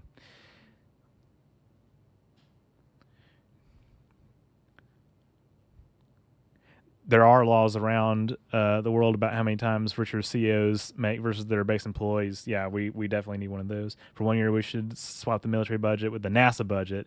Make sure that military personnel get paid first. Yeah, that would be interesting to see NASA with a higher budget. We could absolutely afford to do it. Look at how bankruptcy works in this country. I want more Voth. I do too. Okay, so the third party discussion. So my reasoning and why I think it's important to emphasize, like, you should be able to vote for whoever you want. Don't worry about it being a spoiler or anything, is because there's always going to be millions more Democrats who vote for the Republican candidate and millions more Republicans who vote for the Democratic candidate than there are anybody who votes for, like, Ralph Nader or Jill Stein or Gary Johnson or something like that. So they're not a spoiler. I don't care about how close Florida was in 2000. We don't have the same ire towards Pat Buchanan, because a lot of Democrats voted for Pat Buchanan. So mathematically, the spoiler argument doesn't really make sense. Even Ross Perot, he didn't spoil the election for Bush or Dole because he actually pulled votes equally from both sides, because he was a true radical centrist. I'm generally in the camp that gun control, as the phrase is used by Congress, is not the solution to the problem. UBI to eliminate poverty and desperation is, but we're all so far away from any gun restrictions in the U.S. I don't currently see gun control legislation as a threat of the Second Amendment or concern. AR-15s are completely unnecessary, for example. Yeah, exactly. It's about regulation. Yeah. Um, I'm still more on the side of, you know, wanting to. I don't know. I don't really want to talk about this anymore. NASA gets less than the GOP parties raise in a weekend. Yeah, I mean, and also speaking of deficit spending, like that's another conversation. The federal budget is not like a household budget. We don't need to worry about balancing the budget or paying off the debt. In fact, if we did try to pay off the debt, it would actually cause a global recession because the U.S. dollar is the world reserve currency. And so this whole deficit, worrying about the deficit and the debt, it's just a bunch of hooey. I used to wonder why, more people on the left didn't talk about the deficit, but I actually learned, oh, the deficit doesn't matter. We could spend our way. I mean, obviously you have to worry about inflation, but like as much spending as we did in the 2010s, inflation didn't explode during Obama's presidency, right? Even though there was concern about the debt ceiling and all that stuff. Obviously, you want to raise the debt ceiling when you can. And even Bernie Sanders' proposals were actually deficit neutral or actually created a federal government surplus. So it really just depends on where your productive capacity is being used. If you spend money to create jobs in the economy that are worthwhile and, to feed your citizens and all that stuff, do clean energy, like that's good. Fossil fuel subsidies, corporate welfare, bad. That it depends on what you're paying for. How you pay for it is, not the part that we need to worry about. Every time on the media, in the media when they say, how do you pay for it? How do you pay for it? We can't afford universal health care. Yes, we can. We can't afford not to do universal health care because we spend more for it with worse outcomes. Yeah. I like the time police from Voyager. And the aliens from the planet that spun faster. That was a really cool episode, yeah. Than regular space, but overall, I hated the aliens from that series. I mean, there's a lot of forgettable ones for sure. Voth should return in season 5 of Discovery. I would be hyped for that. Here's an idea in a future arc for Star Trek Discovery. The Voth finally acknowledge that they're from Earth. Season 6 could be about a Voth fleet coming to Earth to say hi. I would love to see that. Look how much innovation NASA's produced. They have been grossly underfunded for 50 years. I agree. The Apollo program shifted forward computer technology by a full decade, if not more. Yeah. To keep in mind, the Second Amendment was reinterpreted by the GOP Supreme Court. It does not resemble what it is, and that's sad because it was so specific. It has clauses. Yeah, the specificity is something we also need to keep in mind. I think well-regulated militia is a phrase that a lot of people tend to forget about. Make a whole spin-off series about the fish aliens from early TNG. It was at the I forget what they were called. I forgot what they were called. It's like the Angosians or something. Is that something? No, that's different. That's completely different. Yeah.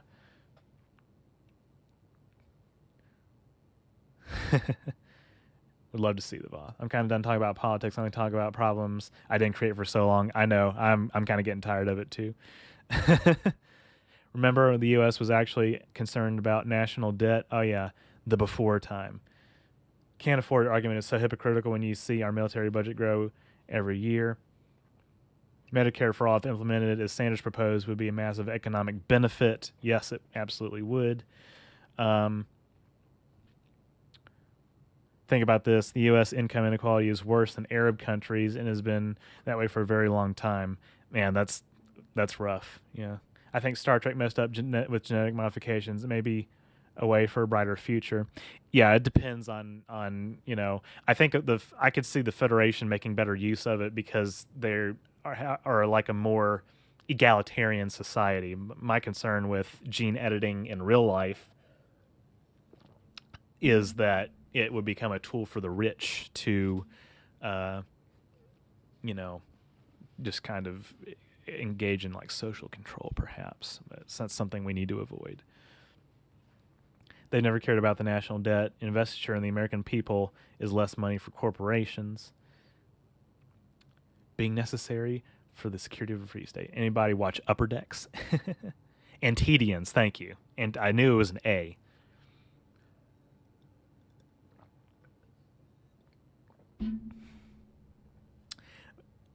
Bottom line, nobody needs an AR-15 or any other semi-automatic rifle like that.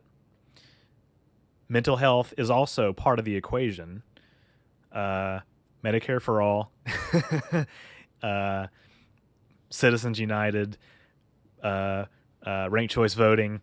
You know, these are the big things that we need to, you know, some of the big things, and clean energy. These are some of the big things that we need to be concerned about. Military spending. Reminds me of Miranda's loyalty mission. Gotta love us some designer babies. Yeah. That would be an interesting video essay talking about that. I think I would have to talk about it in a Star Trek context first. I hear everybody who wants me to make a video about Julian Bashir being an augment, but like I have to figure out like what could I add to the conversation about it? What kind of, you know, angle could I take that is like, you know, original and unique? I went down a rabbit hole last night about how Discovery's layout makes no damn sense in reality. They use tech from the episode of Enterprise that the inside is bigger than the outside. I thought about that, generic white male. I thought about that because, especially in like season 3, we see that the turbolift chambers or whatever. It reminded me exactly of the 31st century tech. I mean, you know what? If that was their explanation, I would say fair enough because they established it exists in the universe. It's like TARDIS technology. If you need an assault rifle for hunting, then you need to give up hunting because you suck at it. Yeah, hunting, legitimate use of firearms. You know, if you live on a ranch or, you know, use it for hunting, it's different. I mean, I was actually surprised when I learned yesterday that after Australia had a mass shooting in 1996, that they did a mandatory gun buyback program. And destroyed lots of rifles. Now, I'm not saying that we need to copy that or anything. I could see arguments, maybe a voluntary buyback program, or maybe we should do a mandatory. I don't know. I think that would be skirting too much, you know, of, you know, unconstitutionality, perhaps. But like, yeah, I mean, they haven't had but one mass shooting since 1996. They also are an island nation, you know. So, you know, I think it's also the culture here is another factor into it as well.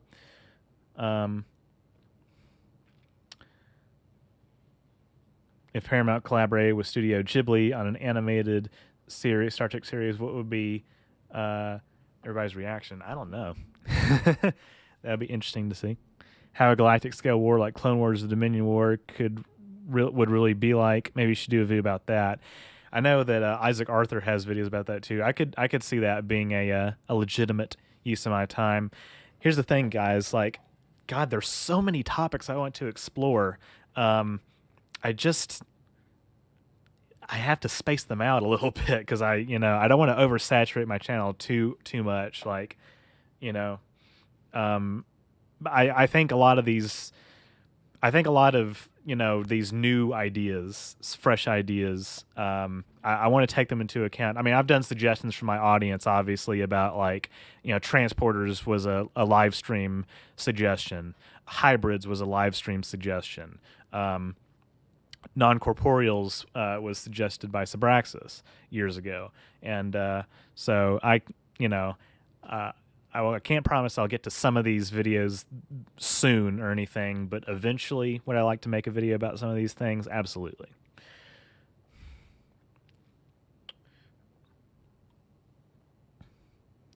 But Philip, I think that topic is very interesting, though. I do want to stress that.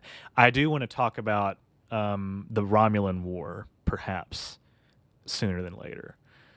Mandatory buyback of assault rifles, probably mandatory buyback of specifically those kinds of weapons.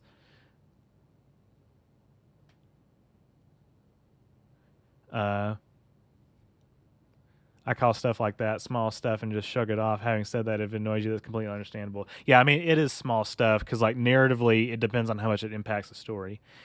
If you want to absolutely cut it with politics, cut it here. No one needs an AR, fine. Neither do they need to celebrate religion or have free speech, or states need to determine their laws. Well, you know, we're getting the slippery slope argument with that. Having natural rights being predicated by what others think is necessary seems like a super bad idea. That is crazy.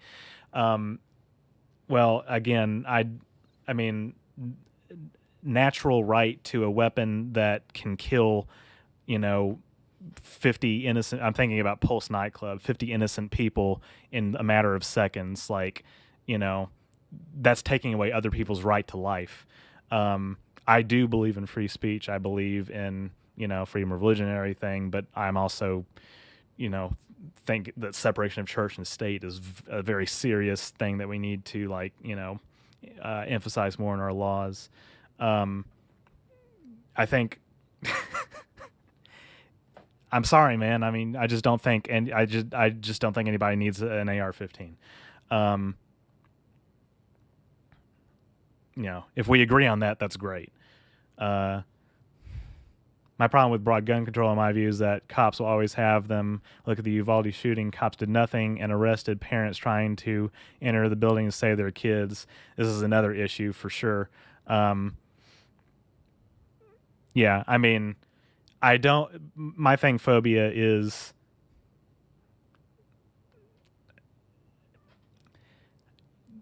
I understand where you're coming from with that, and we've had conversations about that, but like I don't know. I mean, that this is why I'm also like not in favor of like a handgun ban or anything like that, because that's a completely different story. Um, you know, like law enforcement doesn't need semi-automatic weapons either. Frankly, you know, if law enforcement and citizens, normal citizens, separate from the military, had we're on a matched level, that would be, you know, preferable. I would say perhaps.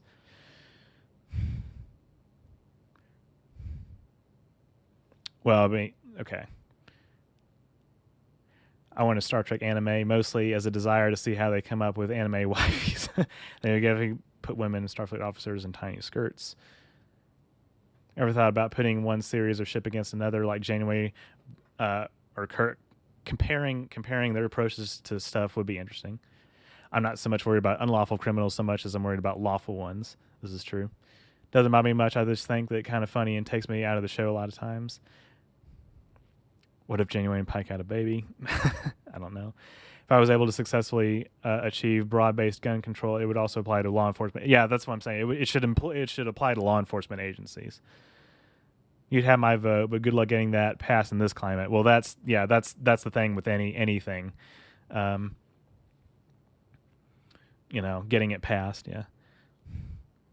Star Trek is secretly a Harry Potter crossover. Discovery uses space expansion charms. In our modern society, even if it could exist, it would need to be well regulated. Exactly. The militarization of the police is the direct result of the private prison industry. This is also, I also think it's important to point stuff out like that. Yeah.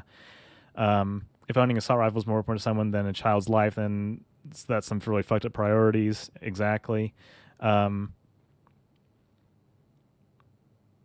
would be fine with small arms with manual firing controls being legal. It feels like a lose-lose situation no matter which way you go. Yeah, it just really depends on how you implement it. The police in America exists solely to protect the capital and the wealthy who own the capital. I think we need to completely reimagine how police are involved in our society. I agree. One thing to note with rifles classified as assault weapons is they aren't breaking the quad digits each year, and handgun homicides are in the high single thousands.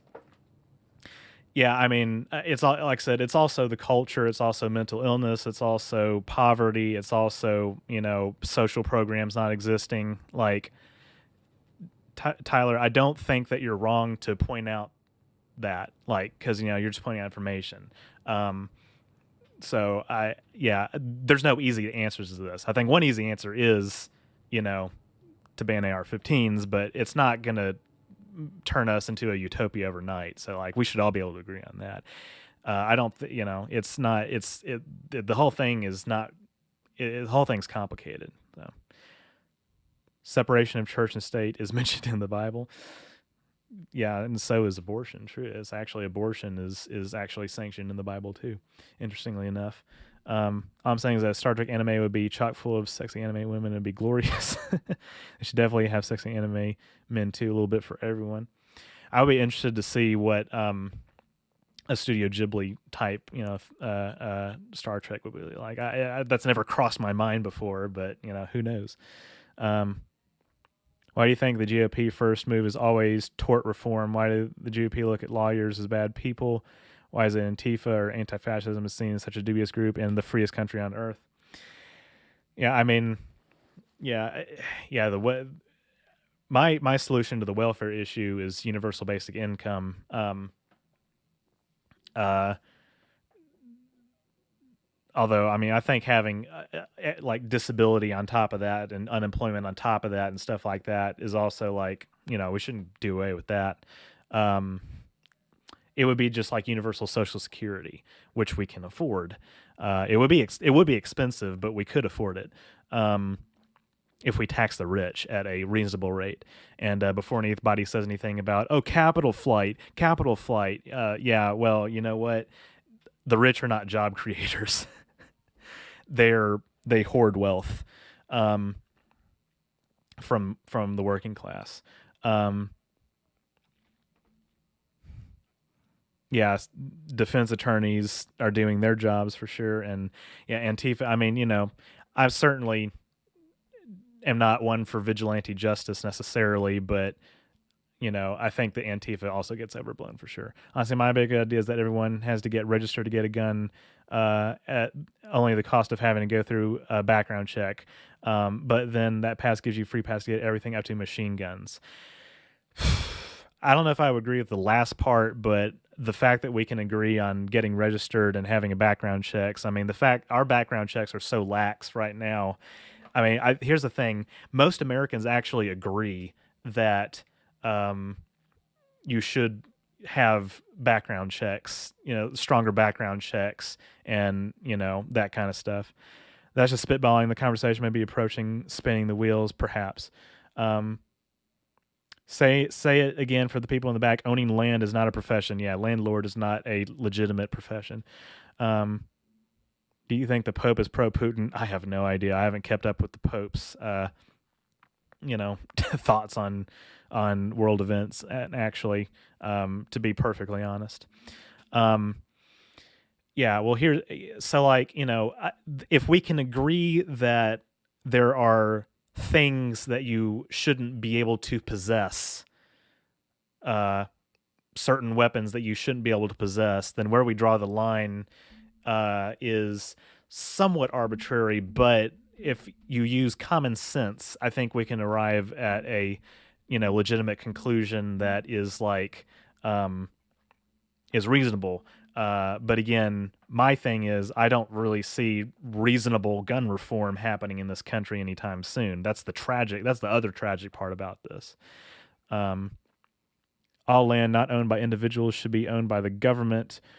Corporations should not be allowed to own land. Lease it, sure. Own it, never. All land should be held in public trust. I definitely think that there's a lot that could be done to publicly develop a lot of land that is being used up by corporations. Sure. Yeah, obviously, private property rights are a very fundamental part of, our, not only our culture, but also our Constitution and our government. And obviously there's a distinction between personal property and private property. But yeah, I don't know how my feelings are specifically about that, but there's definitely a lot of exploitation that's going on by corporations. Might get some flack for this, but I think there should be more gun control, especially when you think of the amount of school shootings over the years, like the one in 1979 at Cleveland Elementary. Yeah, I mean, it looks, frankly, I don't blame non-Americans for, looking at us and saying, what the hell is wrong with you people over there in America with your, how easy it is to get a gun, I mean, especially a deadly okay, we use the word assault weapon. Some people have a problem with the word assault weapon. Okay, semi-automatic rifle. That's more specific. Semi-automatic rifles. No citizen, needs one of those. In my state, if you're convicted of any violent crime, including any domestic violence, you use your gun rights. You can get them back, but I don't think it's that easy. Yeah, I mean, obviously there should be incentives and disincentives for that kind of stuff. Of course, any leasing fees corporations pay should be distributed to the public. I definitely think we need more redistribution. Did you also hear about the Chattanooga shooting this week? I knew there was another one. Was it in Chattanooga? See, that's the thing. They happen so goddamn frequently in this fucked up country of ours that, you know, one happens and then another happens and then another happens and children keep dying, and it's just just innocent people overall. We have to do something. Is something going to get done? Unfortunately, I don't think so. That's the cynical part of me. I've said since childhood, let another Chuck Manson come through and start murdering millionaires. Gun laws will change. Yeah, if it affects them, then they'll start caring. Yeah. I'm sure some alternate universe, Sarek, and people need licenses to drive, but not to own a gun. Illogical. Yeah. Obviously, obviously we should also have a license to drive a car, but I know what you mean. I find it hilarious how at like the 2016 Libertarian National Convention, this is one reason I can't take the Libertarian Party very seriously. That Gary Johnson was asked a question like, do you think that you should have a license to drive a motor vehicle? And he said yes, and he got boos from the audience. Now that's just stupid. Oh, you don't need a license to operate this 2-ton piece of heavy machinery that, can be, fatal. It's just, God, use common sense. God damn it. Anyway. I don't know. I don't think companies should own residential buildings and land, but I'm fine with companies owning a building to do business in, like headquarters or offices building.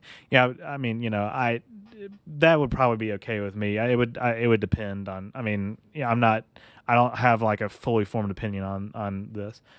The super rich don't like people walking on the streets they live in if those people were armed and angry and motivated. Through the 80s on the Sandy Hook Elementary School massacre and the recent shooting elementary school in Texas. Yeah, exactly. Like, we keep letting this happen, but I say we keep letting this happen. It's corrupt politicians that keep letting it happening. Sabraxis says, I'm back from a fag. That is a cigarette.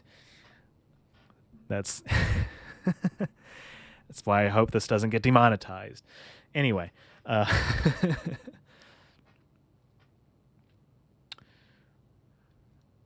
live in Canada, so can't imagine how kids must be terrified to go to school. I would be terrified to have a child in school right now. I mean, COVID's one thing, and that we shouldn't take that lightly either. But wear a mask. Don't get up in each other's faces. Like, you can reduce the spread.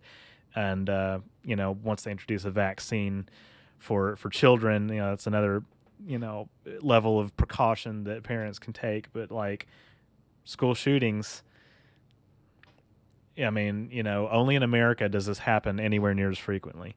That's why progress can't be made. There can be no agreeing on common sense. Yeah, that's another issue. Your country's not fucked up. Look at Russia, China, North Korea. They are messed up. I mean, in different ways. I mean, we're messed up in the sense that, like, there's no correlation between what the people want and what gets passed through Congress, kind of like in other authoritarian countries. I mean, and also we just have income inequality that is through the roof. I mean, our social freedoms, you could say, are better in this country, in the United States, and just the West in general. I like, I mean, there's progressive elements to our society. There's also regressive elements. But when you can't afford rent, that's a problem. Yeah. I used to smuggle Switchblade in my high school because it was unsafe, and that was over 10 years ago. Yeah, Switchblade is definitely, I mean, I've had friends that have had that accidentally, happen to them.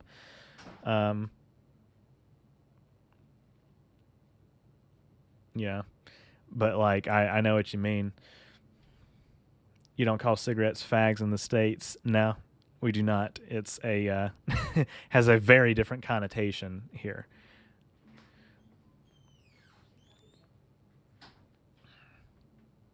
Got $2 from Tyler King. You talked about the Holocaust slash gun slash taxes. RIP dollars. Let me add that to the computer fund. I appreciate it. Chat window. That's not what I want. $612. We're up to it. We've covered a lot of ground in this stream. Thoughts on bringing back insane asylums? I mean, the fact that we should bring back like more mental hospitals. Yeah. Sitting here just about to have a cig in my bedroom, says Saxon. That being said, I don't understand the need for giant business campus like Apple, Google, and Facebook have. Also giant corporations like these are basically cults. I know, right? They absolutely are. Dude, you're exactly right. Like it's very culty behavior. Biggest paradox of the U.S. is that Texas is both mass shootings in schools and the Houston Space Center. Yeah, everything's bigger in Texas. Obviously there's political reasons that there's a lot of like Cape Canaveral in Florida, like there's a lot of space infrastructure in the South. For one thing, it's the climate. It's, balmier climate. It's, easier to launch and it's closer to the equator. It's easier to launch stuff there, get it into Earth orbit, and escape velocity and whatnot. But also like, political reasons, like a lot of southern senators lobbied to get space infrastructure built in their states in the 1960s and 1950s and whatnot. I quit smoking a year ago, but enjoy a nice pumpkin spice vape pot, says generic white male. The U.S. is just as fucked up as those nations, but in a different way and degree. Exactly. It's about degrees and the way that's fucked up.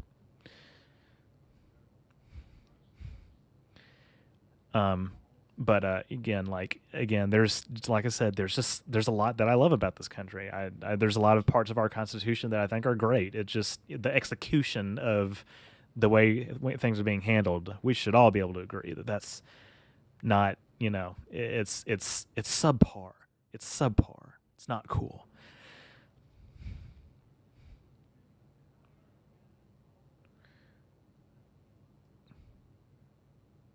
It is easy to get a pistol illegally. Just have a friend buy you one. Get rid of assault weapons, sure, but wish we could do something about aggressive gun culture. Again, like I agree, it's a confluence of factors like that. As in your monetization looking dicey. Yeah, I know what you mean, man. I appreciate the thoughts on that and the assistance with that. We'll see.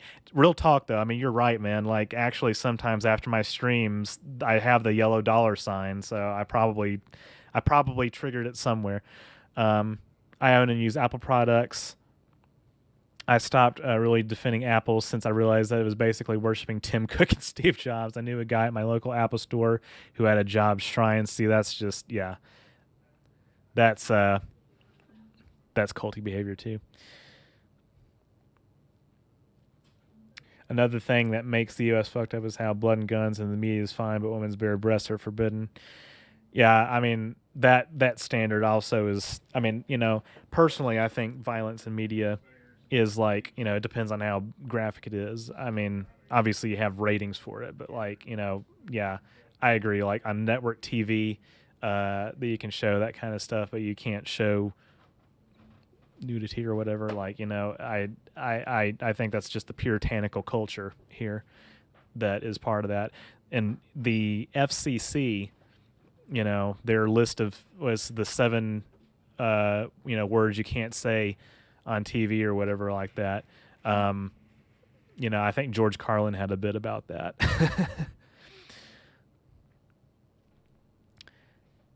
$3,000 must be a beefy computer. Well, it's got a lot of really high-end components in it. I'm very proud of it. Like I said, I'm working off of it now.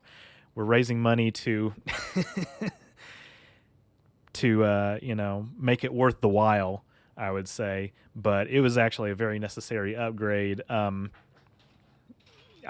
was getting to where I couldn't edit without even with the 1660 Super video card. Like I was getting to where I couldn't edit without choppiness in my editing software with the stuff I was using. AMD or Intel, AMD or NVIDIA, Intel and NVIDIA. Did you share the build components for the PC? I've shared them in a few places. I need to share them more on. I want to put a write up on the Discord. I put it on Patreon, but I want to share it like more publicly with everybody. The build.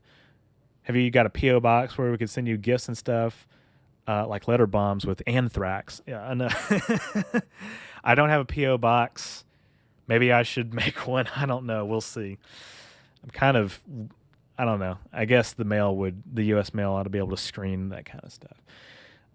I'm the Intel NVIDIA camp personally. Yep. We'd love to see NVIDIA enter the CPU market, just like Intel is entering the GPU market. Having these three choices in each category would be really cool. I agree. I know that sexualization of women's bodies is a serious problem, particularly when it comes to the disgusting hypocrisy involved when it comes to women expressing their sexuality.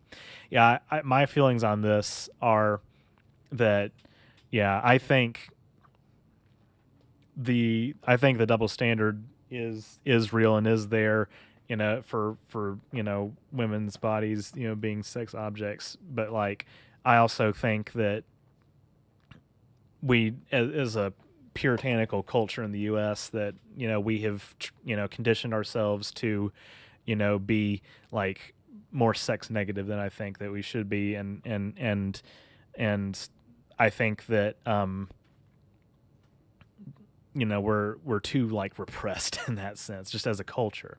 And so I think that showing, yeah, like I said, showing graphic violence while saying, "Oh my God, you can't show the boobies," yeah, that's very arbitrary and doesn't make a lot of sense. So, I think we should have more nudity on network television. Personally, I eventually came to the realization that no one is worthy of worship. Well, hold on, I missed that chat. Let me go back up. Man, that's a long time ago. Oh wait, no. Here it is.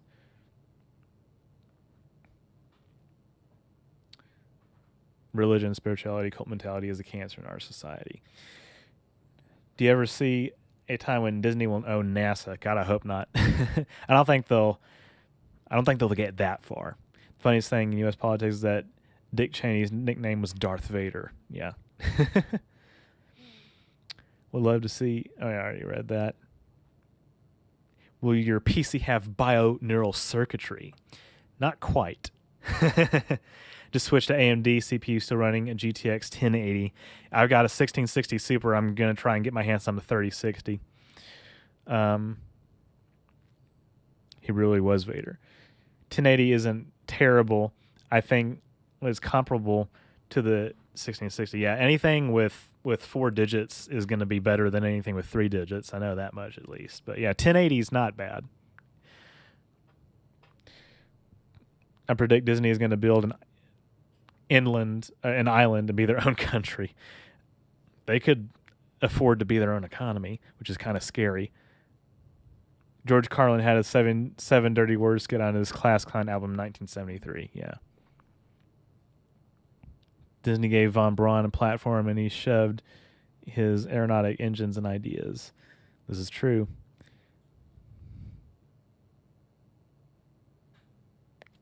Funny thing you should mention, Disney's unironically building company-controlled housing communities right now. They're calling it Disney Story Living. Ugh, that's disgusting. 1080 has served me well. I'm editing 4K GoPro stuff, just color correction. It gets about 1-to-1 time to render it with it. That's actually really good, Metaphysical. That's cool to hear. Hold on, I missed a chat from Subraxis earlier, I think. No, I got it. The P.O. Box. Do you think the Star Trek producers should cast Amber Heard in one of their shows? I don't think so. I don't think so.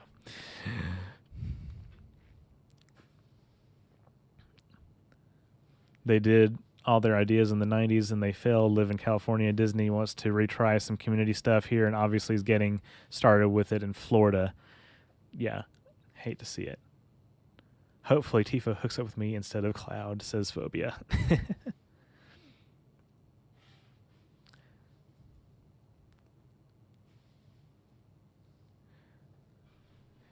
Not to mention that pretty breasts are nice to look at, says David. Disney will oversaturate, cement, and ruin Star Wars, and they will do it with all their franchises. Probably.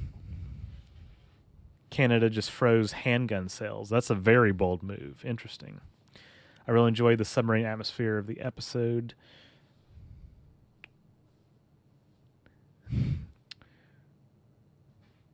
Every studio is going to oversaturate and ruin every single franchise eventually with enough time.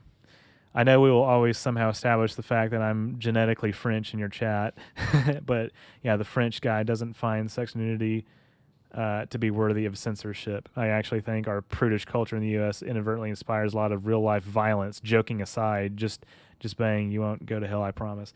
I mean, there's actually something to that. I think that, like I said, if you repress your sexuality, I think that can lead to violence because I remember. I think it was back when like the comics code was starting to be real big with like DC and whatnot, and one of the writers was saying, commenting on the fact that they were having to kind of shy away from more adult stories, right, in these comics. And he wrote something, I don't remember who it was, he wrote something that got rejected because it involved masturbation or something like that. And his superior said people don't masturbate in the DC universe, and he said, well, that would explain a lot. So it just I wonder how they deal with that in Watchmen. I don't know. Even though that's not the DC universe, but still kind of a Warner Brothers property.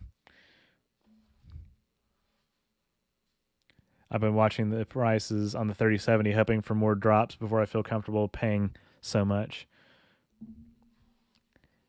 It's weird that Americans are all about freedom, but then prudish at the same time. Yet just another contradiction that not we, as in my fellow countrymen, not my fellow countrymen and I practice.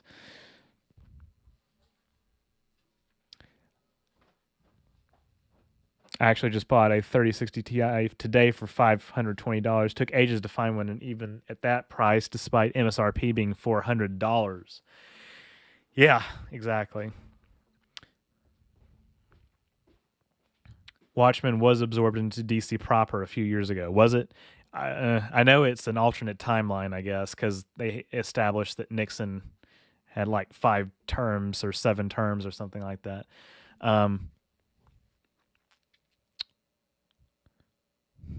I would suggest cutting out explicit sexual content depicting penetration from being broadcasted in general audiences. Nudity, on the other hand, is fine, even the full frontal kind.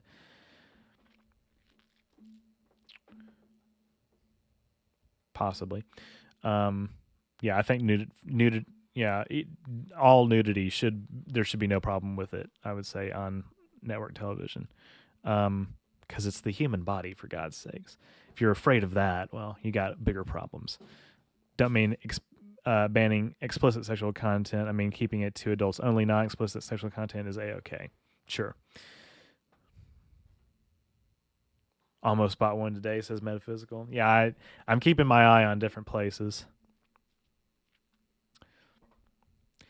When you think about nuclear fusion being a reality, doesn't every idea like nudity, etc., seem stupid? Wish this country would focus on anything other than the celebrities for more than 2 seconds. That would be great.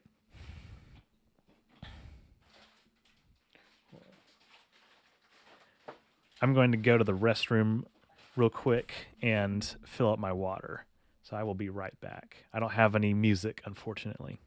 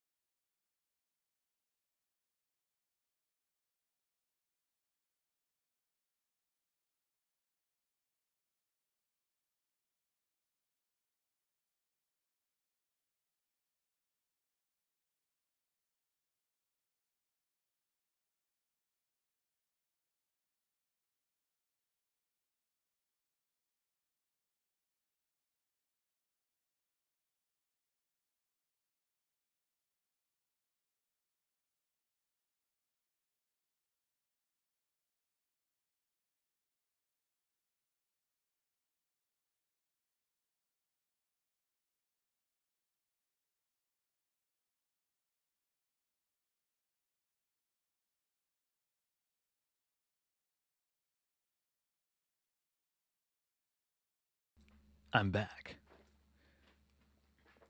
Stay hydrated. Yes, I'm trying.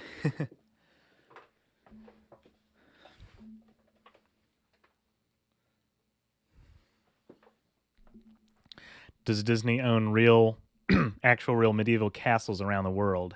Do they? I'm not sure. It's still an alternate timeline, but they cross over with the main DC timeline a lot. They just had the Doomsday Clock crossover back in 2017 to 2019. Okay, I see. If things are for sale, they can be purchased. Castles are just old, decaying buildings. I would imagine they probably do own stuff like that. We'll make up music in our heads. Knew a guy that bought a Freemason building, much more expensive than a castle.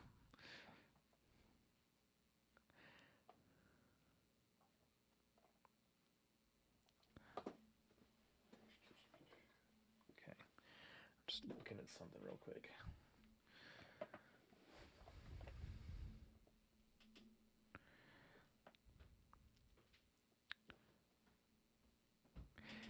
There are so many school shooters and other violent criminals that write about sexual frustrations and being uncomfortable with their bodies. Not saying it's women's fault for not wanting to sleep with a weirdo, but that it's our culture's fault for making people feel like they should be ashamed of what are natural, universal thoughts and feelings, essentially blame religion. Think of the theme song playing on rotation. I probably do need to add some music. I think it's more of a prioritization on sex, a linking of worth of virility than anything religious. I might be more inclined to agree with phobia. I mean, it depends. Maybe it doesn't have to be religion, but um, again, sexual repression can lead to bad outcomes. I mean, that's the thing. It's I think there's absolutely a linking of worth to virility. Though I mean, I do hear where you're coming from, though. I mean, yeah. I mean, those cultural pressures do exist.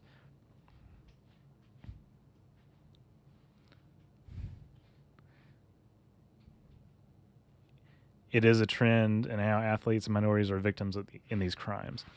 There's a castle in Warwickshire, uh, Warwick Castle, that has an ancestor or Disney name signed into the walls from a long time ago. Interesting. Interesting. I didn't know about that. Huh. Uh-oh. Says that my I can't open that right now. Something about the audio bit rate being too low. I would hope it sounds okay. Huh. Interesting. I'll have to look into that. Saxon said there's a song called Teenage Kicks by the Undertones years ago, and it's about masturbation. Yeah, there's a lot of songs that are about it. Yeah, a lot of hidden meanings. I actually love the book Catcher in the Rye, but dorks with girl problems have made that book less popular than I think it deserves to be. I love Catcher in the Rye too. I state that on because incel or involuntary celibate became an insult in the last 5 years. My point is, when you grow up in a highly religiously conservative environment like I did, and you chastise people for minor, even unproblematic infractions, you get black and white thinking. Yeah, this is true. I mean, it's about balance. Can you hear me just fine? Good deal. Deep subject for Shallow Mind. It's almost dinner time here in sunny Southern California. Got to go. Thanks, Tyler. See you next week. Thank you for being here. Thank you for the humongous super chat, Gopher. Appreciate you being here as always. Hell's not real. Well, since I'm going to hell anyway, I've heard people I know in real life say things like that. Yeah, I mean, that I think that thinking is very dangerous too. Live long and prosper, Gopher. Fair enough. I most likely had a different upbringing than most of y'all. Yeah, I mean, it's all about upbringing. I mean, my upbringing has surely influenced my outlook on a lot of things. I do think that there's a lot of harm that religion causes in society. I do. I really do. think that is the case. But again, it's one of many factors that goes into things like this. Um, Even the Epic of Gilgamesh, they recognize that sexual repression is dehumanizing. Enkidu was depicted as being without humanity until he freed himself from the repression and banged. See, it goes all the way back to that. No, but no, phobia. Going off of your comment, like, yeah, I mean, we know people like this in our personal life, of course. But like, yeah, I think that's very dangerous thinking to say, well, because I'm going to hell, we shouldn't, improve society or anything like that. I mean, obviously that's a huge extrapolation away from, being afraid of the penis or the vagina or anything like that. But like, uh, but, like, and again, obviously not trying to paint broad strokes. I'm saying like hyper specifically, like that kind of, hyper conservative, repression of your sex drive. But like, we know people who would say that like there's no reason to change anything about our economic system or anything like that because everything's going according to God's plan. Well, no, I disagree. I think that we should actively try to improve society. Gotta go. Congrats on 30K. Wish I could afford to chip in. Thanks for the chat and all. No problem, JB. Thank you so much for being here. They never let me into hell in case I take over the place, says Saxon. We all only truly know our own environments. We wanted separation from church and state for a reason. As a kid, I thought it was impossibly stupid and disappointing to think that adults lived in a certain way because of heaven and hell. Ken Mouse says, my man. I love reading the story of Garden of Eden from the perspective of Satan. Really shows you how dependent religion is on convincing people that being ignorant is somehow good. Right, exactly. Like the tree of knowledge. Obviously, that's a huge, like the fall and everything. That's a huge part of Christianity and Judaism and Islam. Just the Abrahamic faith, the original sin and all that stuff. But yeah, it is really interesting to look at it from a different perspective. Like, and I mean, let's face it. Like, there's so much that we associate with modern Christianity that was basically invented by the Catholic Church in the Middle Ages to scare people. This is true. It's history. If you just if you're a student of history, you know this. Sounds like Pangloss. We live in the best of all possible worlds. From Candide. I loved Candide. Super funny book. Deals with lots of these rigid types of philosophies. Yeah, Candide was... I'm fascinated with Voltaire as a writer and just as a person. Like, I read Candide for school, and I thought, man, this is some good shit right here. Trust that everybody believes in science most, religion, and the rest is... guilt-based mechanism. Yeah, the guilt part is absolutely like one of the biggest issues, that I think it causes active harm. The original uncensored version of Genesis, of course, is that Satan teaches Adam and Eve about sex, but changing it to the tree of knowledge is actually makes my point even better. Yeah, you're right. This is true. The greatest trick the devil ever pulled was convincing people that he didn't exist. Quite a bit of Christian traditions were also adopted from older religions to better market Christianity. Yeah, exactly. I mean, obviously there's stuff that's pulled from paganism. Yeah. I also never understood how people are so wedded to the idea of being Roman Catholic. I was like, you follow the teachings of people that humiliated and murdered Jesus. Yeah. Again, contradictions are not, in short supply when it comes to this stuff. It's actually not even Eve in the original telling. It's Adam and Lucifer's wife Lilith. See, I actually didn't know about this. Like, it's funny, some of the staunchest like atheists are actually some of the most well versed in like the Bible and biblical history and all that stuff. I didn't know about some of the original story or original telling of Genesis.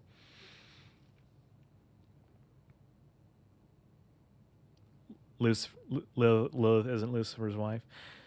I wouldn't. I wouldn't know. Yeah. There's my knowledge resides in different different areas, I suppose. Obviously, I was raised Methodist. I don't practice religion anymore. For a very long time, I've been skeptical of you know religion. I think there's a lot of issues with arguments in favor of the existence of God.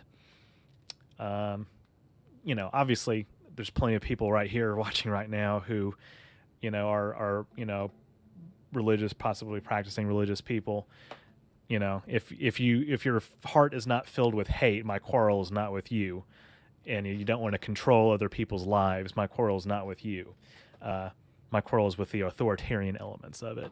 But yeah, since high school, I've thought, this stuff just doesn't make a lot of sense.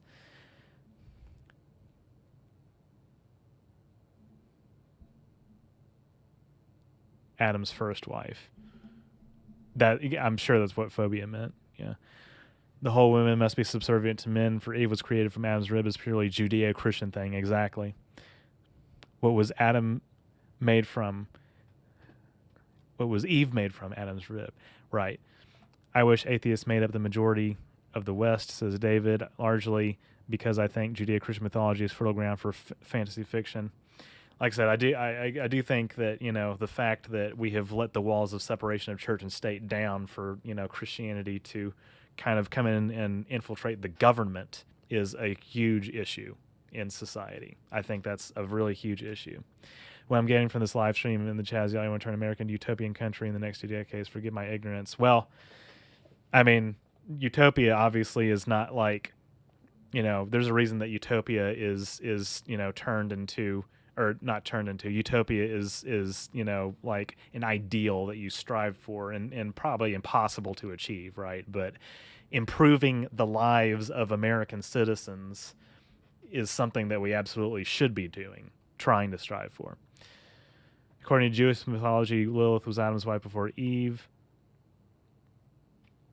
Over the centuries, she also became known as a succubus demon who copulated with men during their sleep and killed babies. Of course.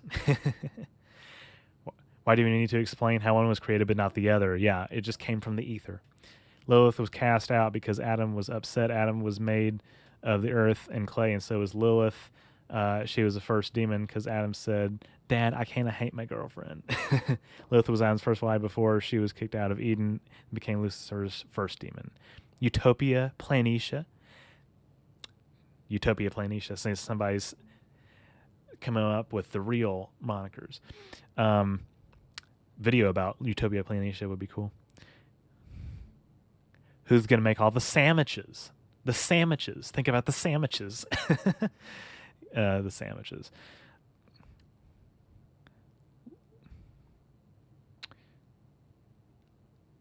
Lil Ivy is where lullaby comes from. Took Latin as a kid. Interesting. Modern Judaism, and even Judaism of biblical times, evolved from ancient Semitic religions. The Canaanite god El was merged with the Israelite god Yahweh and became the biblical Elohim. Yeah, I've read a little bit about the background of that and just how intertwined all these different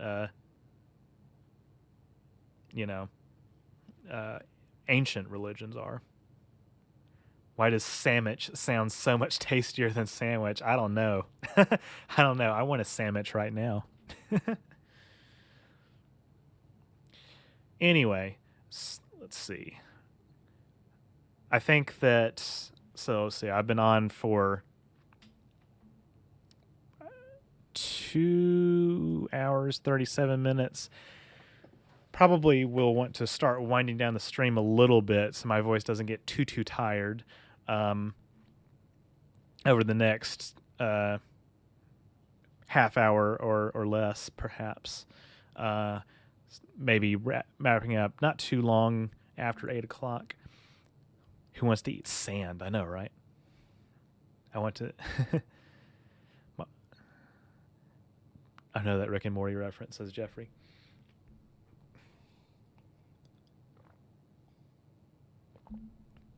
I want a sandwich right now too. Well, everybody knows I got to go eat my noodles when we're done here. My noodles. Have you done any theater? It's a good question. I haven't officially done any theater. I didn't like do drama club or anything in school. I haven't done professional theater. Um, I was maybe in like some school plays early on. I've been in some short films, not stuff you would have heard of. Um, but in college, Phoebe and I went through the film program at our university, and we worked on a lot of people's um, short films, including one of my own, a short documentary about technology that you should go watch. It's on my channel. It's called "Will We Become Cyborgs?" Um, but yeah, I occasionally would uh, be like do behind the camera stuff like assistant camera or sound or something on another person's stream. No, not a person's another person's stream, another person's project. Uh, I did a I haven't been as big of an actor. I've obviously done my clone videos and whatnot. But thank you for making videos. I enjoy them. Thank you so much. I appreciate it. I'm glad you like them. I'm glad you're here too, Mr. Skills123. Appreciate it. You will have noodles, not a sandwich. Damn it. I can't escape it. Speaking of religious literature, are there any Faust enjoyers in the chat? I was raised Church of Christ. People who believe in instruments in church is a sin. Oh my God. Yeah. It's funny, the Church of Christ, funny enough, like there's one thing that they actually get right, which is the dissociation between Christ's birth and Christmas. Uh, like the season, right? Because you know, Christmas as we celebrate it now comes from the pagan holiday of Saturnalia. Again, that's another Catholic invention in the 4th century AD, or something like that. Whereas Jesus was actually born in September, it's believed. Wing It Productions. Wow, you're in space. I'm in space. Welcome to the chat. Glad to have you here. Different denomination.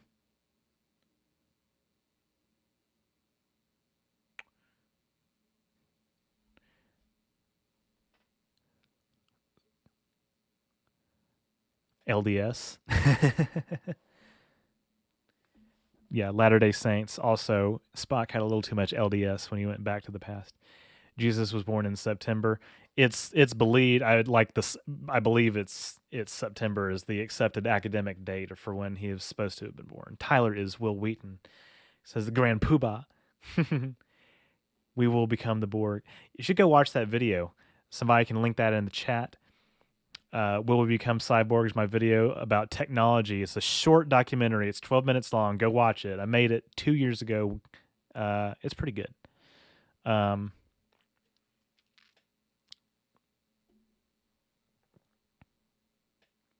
Will you ever star in a Star Trek fan fiction? I don't know if I would, if I'm up to acting. I'm not, my acting chops are, I don't know if I'm, necessarily, if that's something that I want to pursue as part of my career path, but being involved with some Star Trek fan productions behind the camera, I would be interested in that perhaps.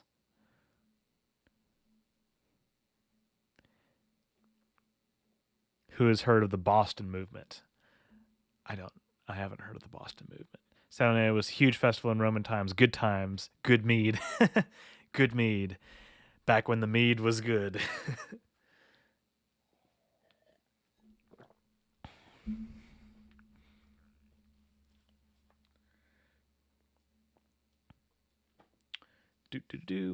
But yeah, lots of stuff has been borrowed from paganism over the centuries.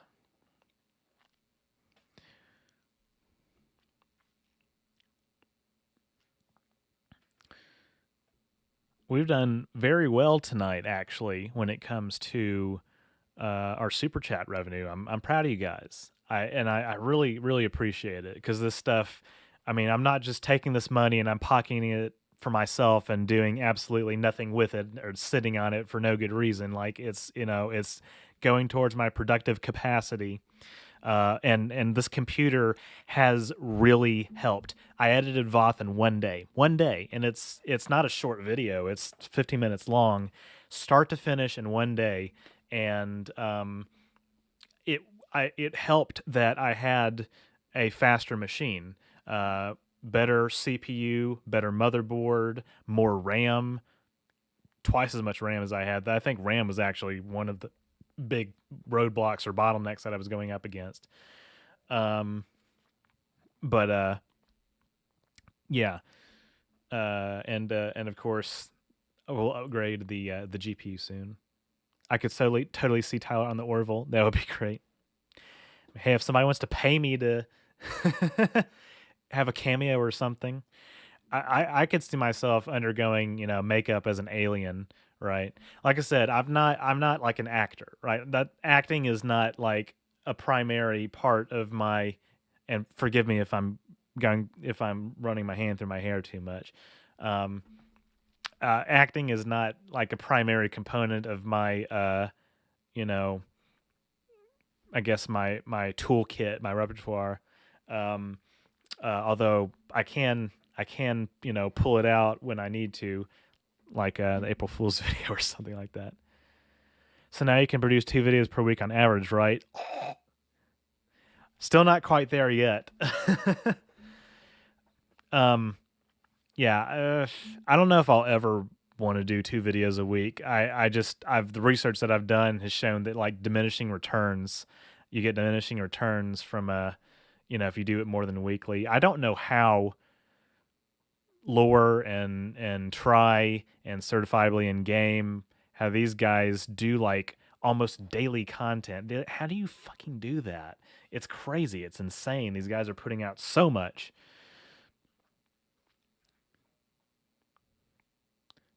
I rewatched the April Fool's video 2 days ago. Ghost Tyler, I told you before about materializing things. I told you to quit manifesting things in my mouth. That was Phobia's idea. Great video. Thanks, Jeffrey. Hello, love your videos, says Wedrick. Hope I'm pronouncing that right. Glad you're here. Thank you.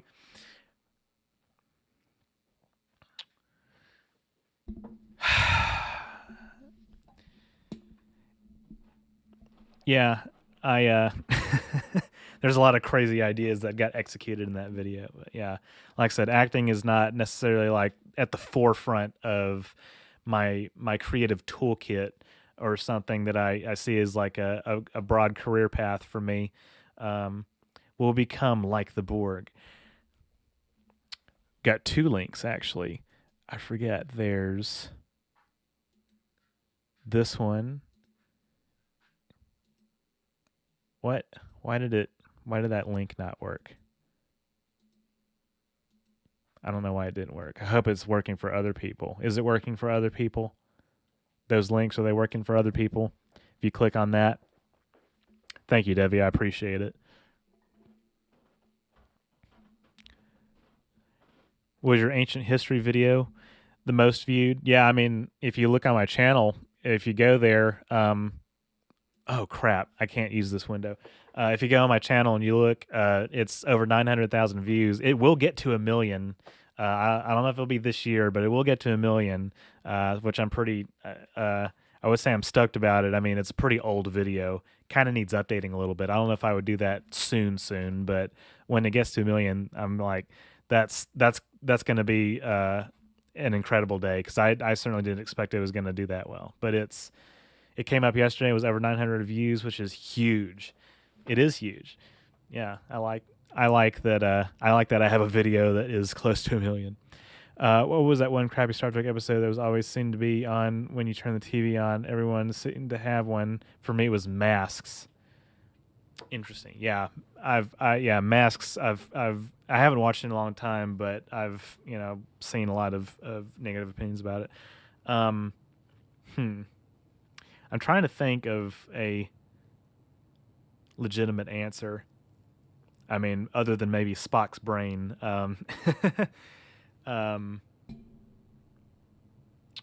What else? There's another weird episode. What's the episode of The Next Generation where it's like the child who's on the Enterprise who's has an imaginary friend that's actually a non-corporeal alien or something like that. That episode's kind of bad. Basically, the Church of Christ is a loose community of like-minded churches. There's also a centralized organization called the International Churches of Christ. It is a cult. And my father's actually raised in that denomination, and he left it when he became an adult.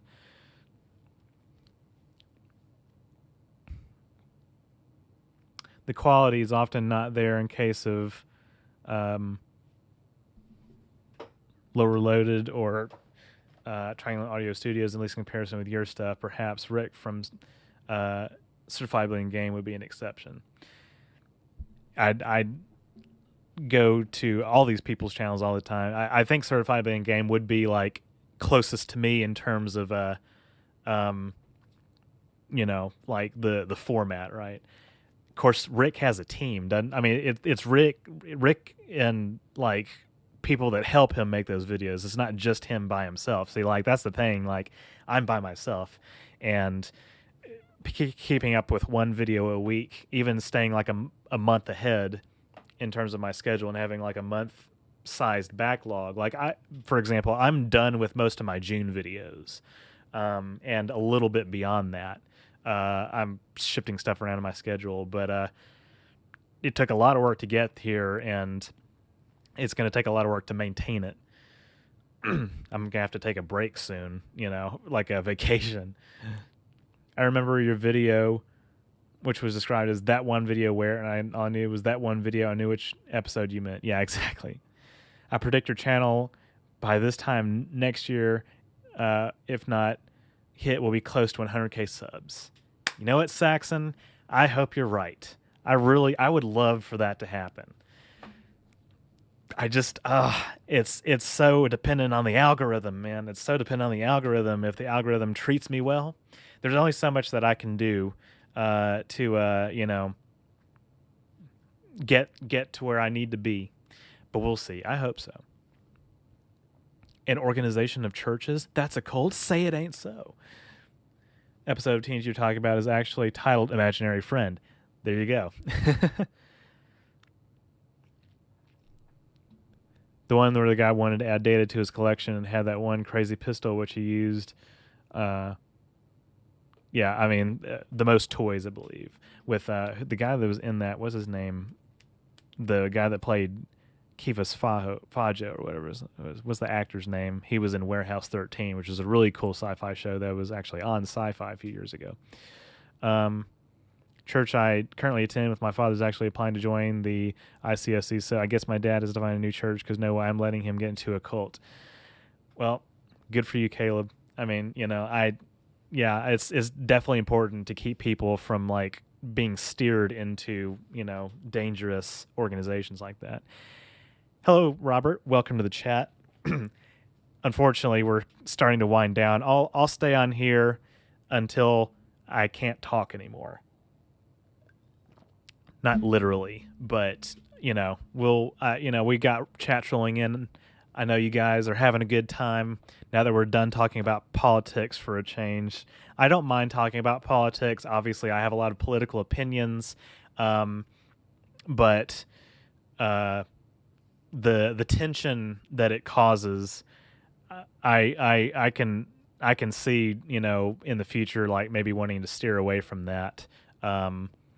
We'll see. I mean, again, I don't want to discourage people stating their opinions because, like I said, I used to make political content on this channel. I talk about politics from time to time. And, again, it's world events, right, that we're talking about too. Anyway, I don't want to get too much into that. It was a controller that froze data I just saw on Pluto TV the other day. Oh, okay. I haven't seen that episode in a long time.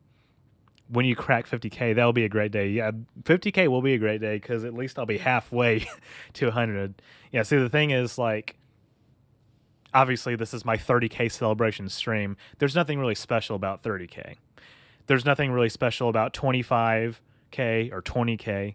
really on YouTube, 10,000 subscribers, or let's say 1,000, 10,000, 100,000, a million, and I think maybe 10 million are like the milestones where something actually changes for you on YouTube.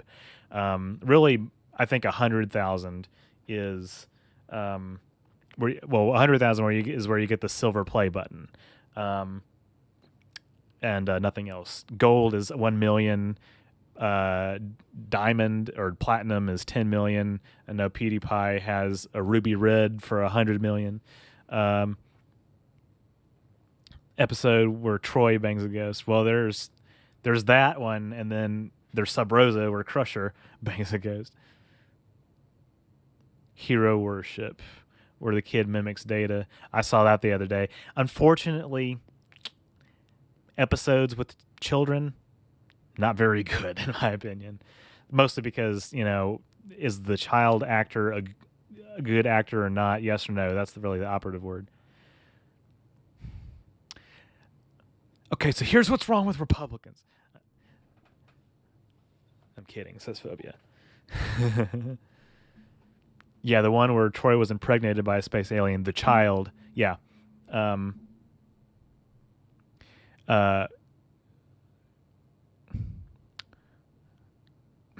Poobah, I keep looking at your username. It's very similar to a Twitch streamer called Grand Pooh Bear.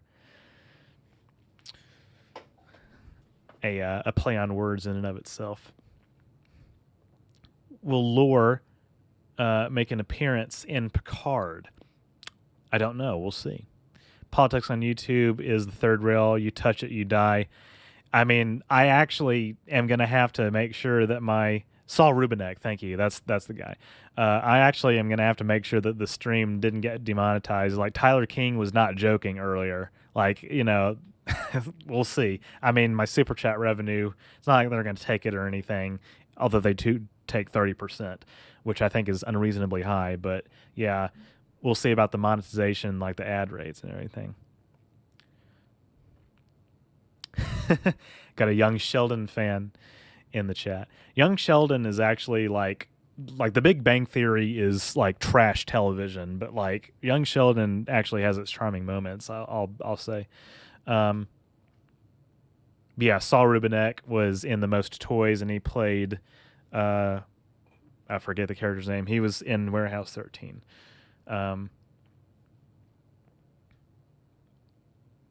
Highway to the Danger Zone. Heard today that the Critical Drinker likes the new Top Gun movie, so maybe worth my while to watch. I've heard good things about it too.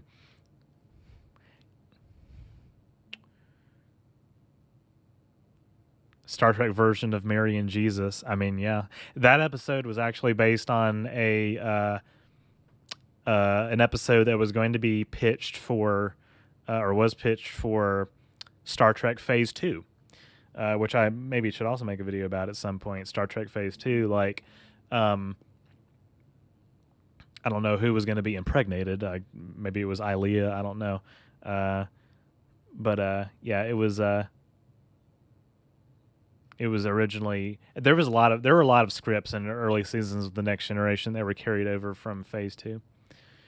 Tyler just reminded me of the episode I think you're talking about, which is Power Play. Yeah, Power Play, which is one that Ghost Tyler did not talk about in last year's Halloween special. However, that shall be rectified this year. Return of Ghost Tyler. Phobia's shuddering because he shot that video. But here's a question: if Paramount set a TNG era movie in the JJ verse, would you rage of the gentleman who portrays Picard had gloriously full head of hair? I don't think. Yeah. That's a good question. I think Picard being bald is like part of his iconic image, right? A little bit, right? That's why I keep saying James, even though James McAvoy is not naturally bald or anything, but like I just, he shaved his head for Xavier, right? I think the idea of James McAvoy playing Jean-Luc Picard is just funny to me, in a good way. So, would you ever do an episode about Wesley's father, Jack Crusher? Maybe, maybe not. I'd have to see if there's something original comment that I could make about it. Um, how would you sort the 4 Rick Berman series, worst to best? Well, I'm currently going back through DS9. I've always said it's my favorite. I'm going to see if it still is my favorite after I'm through rewatching it, because I still haven't gotten to the Dominion War arc just yet. But I would say it's my top for now. Um, then Next Generation, then Voyager, then Enterprise. But actually, I'm really looking forward to Voyager a lot, going back and watching it. Historically, I've actually placed Voyager lower than Enterprise. I've got issues with both. I don't know. None of them is like wholly bad, I would say, or anything. Um, that's what I would say right now. TNG episode The Offspring, where Data creates a child of his own named Lal and tries to raise her. That's another good episode. Troy got all the most rapey episodes for a cast of someone from a planet whose defining feature was rape gangs. Right, talking about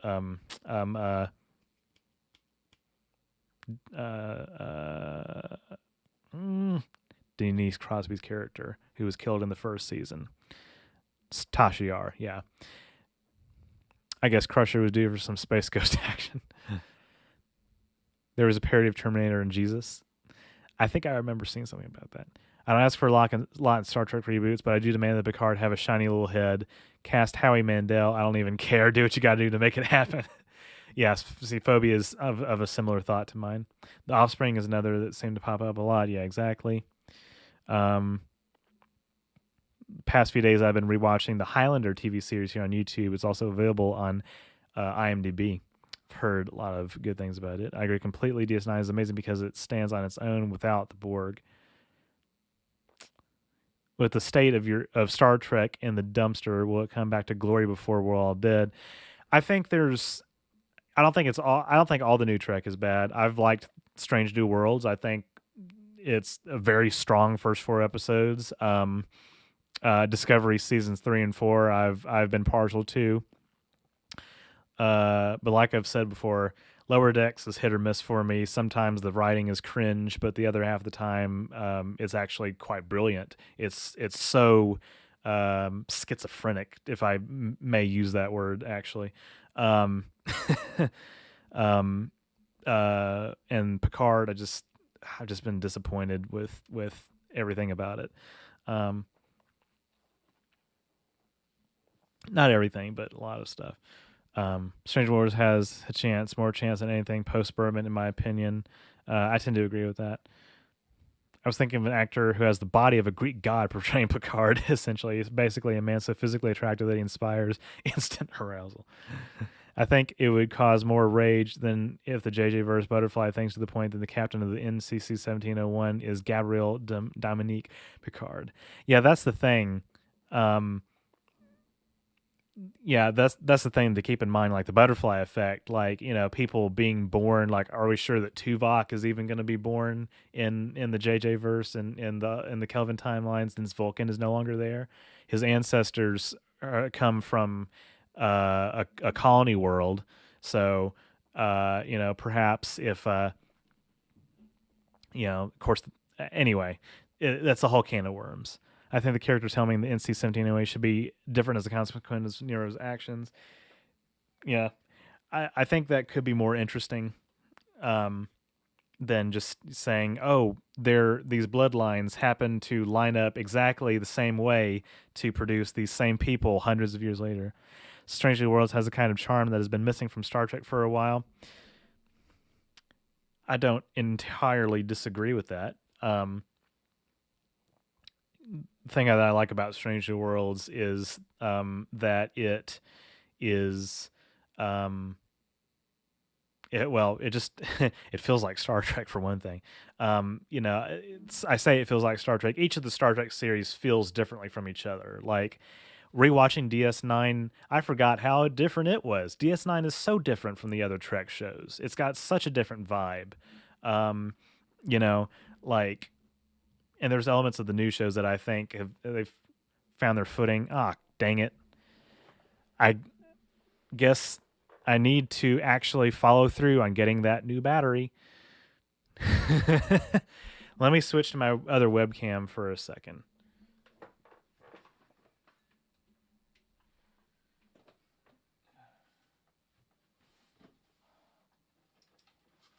This is not a pretty solution, not an elegant solution, but it's also why I tend to stream for only 3 hours on on days like this.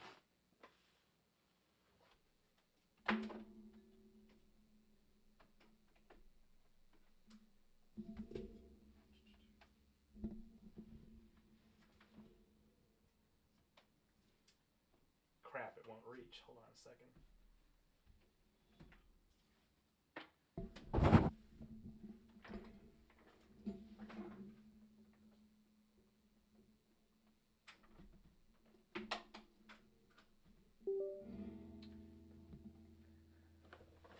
I don't particularly like when that happens. Where's my cursor? Here we go. This is not going to be pretty. Phobia is also saying, how come he doesn't have that dummy battery already? Oh well. It's not recognizing my new. I probably have to add it as a different source. Hold on a second. HD webcam.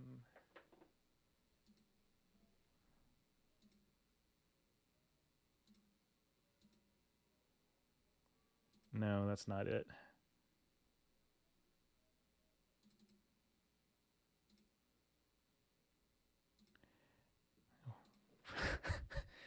Hello?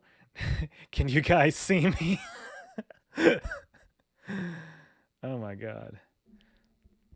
What about the NCC 1701C? It'd be interesting to see more of that. How you guys doing? Down here, up there, I should say. Outlasted the battery. Man outdid the machine. It's less Borg, more about the tragedy of Wolf 359. After that, unless I'm mistaken, they never mentioned Borg again. Absolutely nailed Strange New World Spock. Wow. Phoebe's like, what? Me? No. If I had charged it a little bit more, we wouldn't have this problem. I like them to bring back the Dominion somehow. Perhaps. I could see how they fare over after a few centuries. Oh my god. Oh my god. Kevin. Wow. $38 to round up the fun. I also don't have a dummy battery, says Phobia. Okay, so it's not just me. I was worried that I was behind the times, but Phobia is also upgrading his equipment. We'll get to see some maybe some more details about that on his next stream. Claps for Kevin Johnson. Man, oof. Thank you so much. I really appreciate it. $650. Claps for Kevin Johnson. At least Mal and his dad are still close, although he was mourning the death of Waxana. Malcolm and Commander Elizabeth Riker have been married for 2 years. Spock adds a lot to Strange New Worlds, and the guy playing him does good work. Yeah, I actually didn't realize that Ethan Peck is actually Gregory Peck's grandson. I think that he's his grandson. Uhura doesn't feel like Uhura to me. Well, it's Cadet Uhura. She's young, coming into her own. I like the actress and characterization so far, but it seems off. I mean, I can understand how it doesn't. Of course, the thing is, Uhura didn't really have that much to do in the original series, so they're giving her more to do, which I like. I can understand, Ian, how like you might have that feeling though. Like I can understand where that's coming from because her characterization is different. Lord is also Lieutenant Commander. Data is a rogue android who's become a fugitive after his failed attempt at luring the Silicon entity to Omicron Theta. Kevin Johnson has the clap. He has the clap. $650. Higher saving for his girlfriend's boob job. Yeah, no. I noticed a lot from Martin oh my God, Tyler King coming back in with the 16. Um, $16. Add that to the fund. Well, damn it. I was hanging out there for a milestone too. Wait a second. Oh, I rounded up too much. We got to go back down. We got to go back down.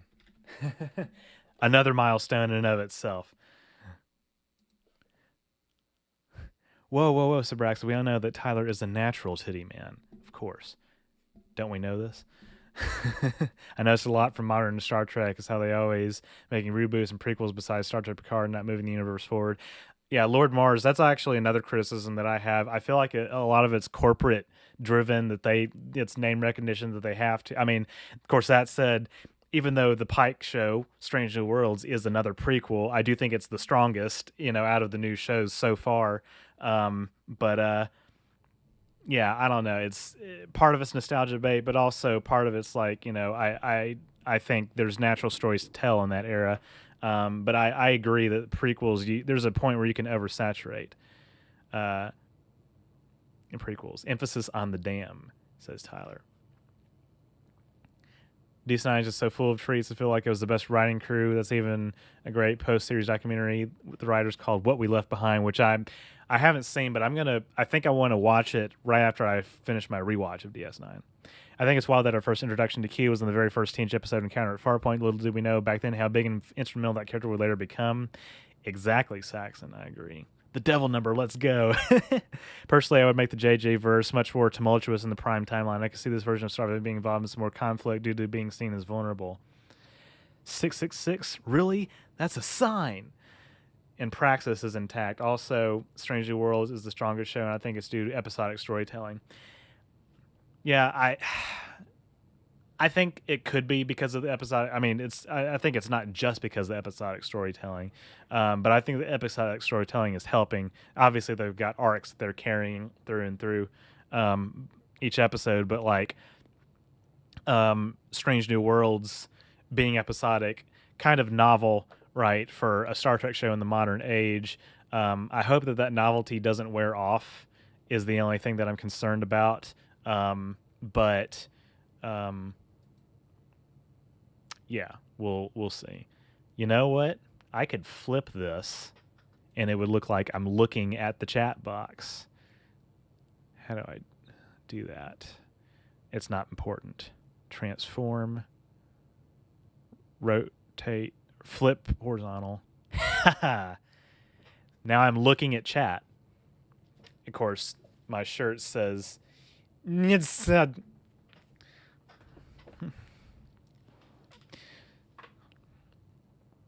I like the characterization of Uhura. She's coming into what we think of Uhura. I like that they're training her up to be Nichelle Nichols' version. Her getting to will be the journey. Exactly. Discovery has moved to the 32nd century, but I think they've missed the boat a little. They still use warp drive and photon torpedoes. They should be moving on to new things after 900 years. Yeah, I mean, it depends. I mean, some technologies I think will probably continue to stand the test of time because of how effective they are, and then they obviously did go a certain direction with other advanced technologies in other areas. You could just move the chat and around your webcam. I could do that. I think this is funnier. I could do that though.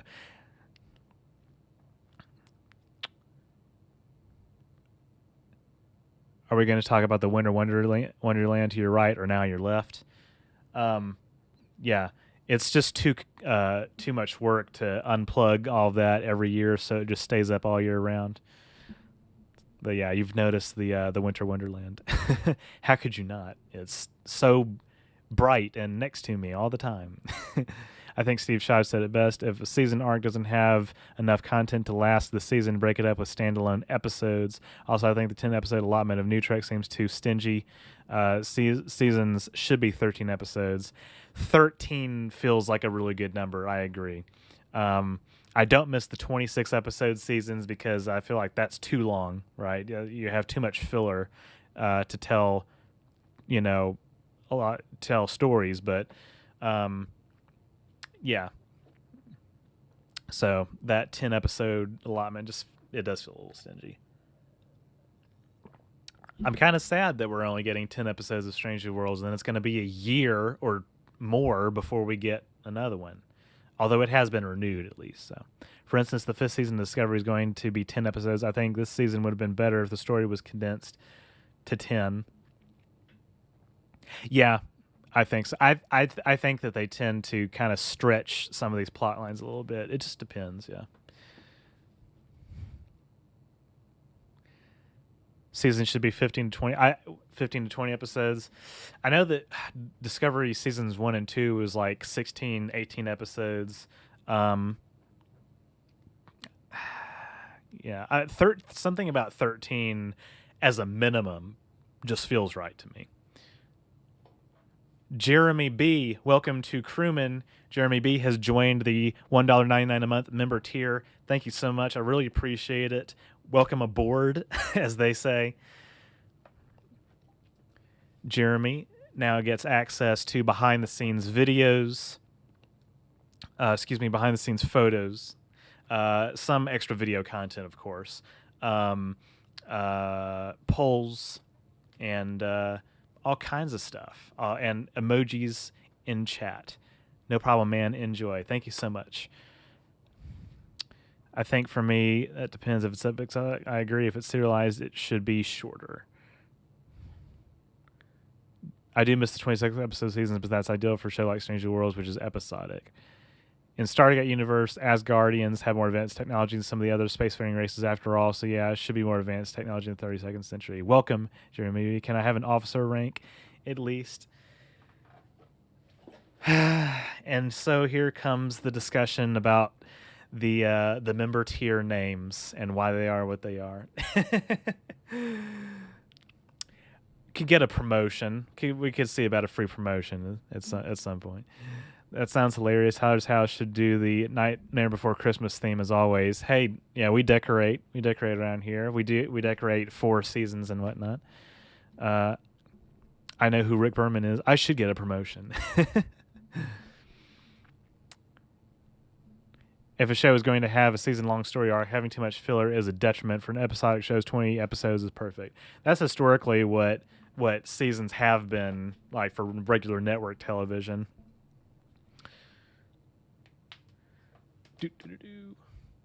What is really fun is when it's Halloween in Tyler's house. At Tyler's house, you have both Christmas and Halloween decorations at the same time. That I should have read that before Devi's other comment, but yeah, I'm just recalling the discussion in the Discord, imagining you saying, "I could promote you for money." Well, in all seriousness, though, I'm glad to have you on board, James. I appreciate all my members. I obviously there's some content that's reserved for like higher dollar tiers, just because like I have to add perks and make something special for higher dollar tiers. And I know that not everybody can probably afford to be a member or a patron at a high dollar level, but just having you on board at the crewman level, hey, you're another member, you get access to exclusive content, and it's all good. I think serialized shows should limit their seasons to 13 episodes max. If there's not enough material to last a full allotment, they can have standalone stories. Also, you get your name in the credits, too. If it's only 10 episodes and is serialized, every episode should count, and all the writing should be completed before a single scene is shot. Tyler has a member, another one, right?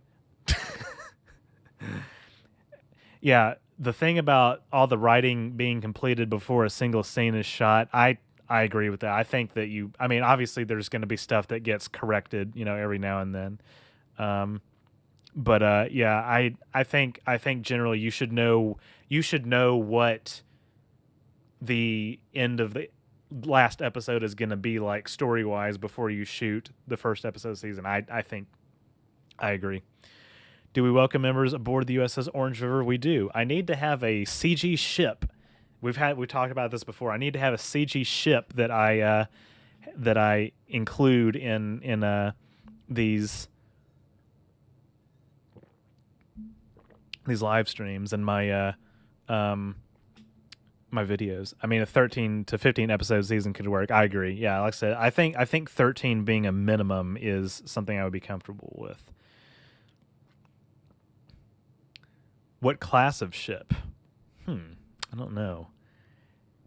I'm pretty partial to the Miranda class. And we see it stuck around beyond the 23rd century. So we'll see. We'll see. Could be a whole complete new class of ship. USS OrangeRiver.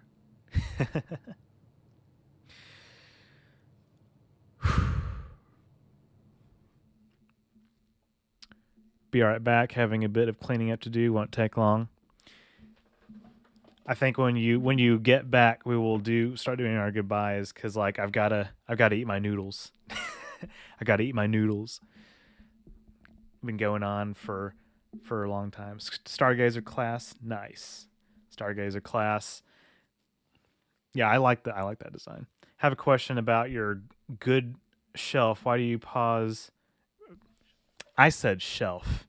For your good self, why do you pause before saying "live long and prosper" on your videos? Well, if I didn't, it would be, that's all I have for this week. Live long and prosper. So I take your point that I could just go straight into it, but I don't know why I do that. What did I used to say? I think I've always said live long and prosper, and don't forget to be awesome, which I know a lot of people would want me to bring back. That's all I have for this week. I want to create some anticipation, I guess, because sometimes I actually switch it up. Sabraxis has, every now and then he'll put in a little, and sometimes I do this too. He'll put in a little outro or a little salutation that is different from live long and prosper, like and may the prophets guide you, or something like that, and victory is life. I think that was mine.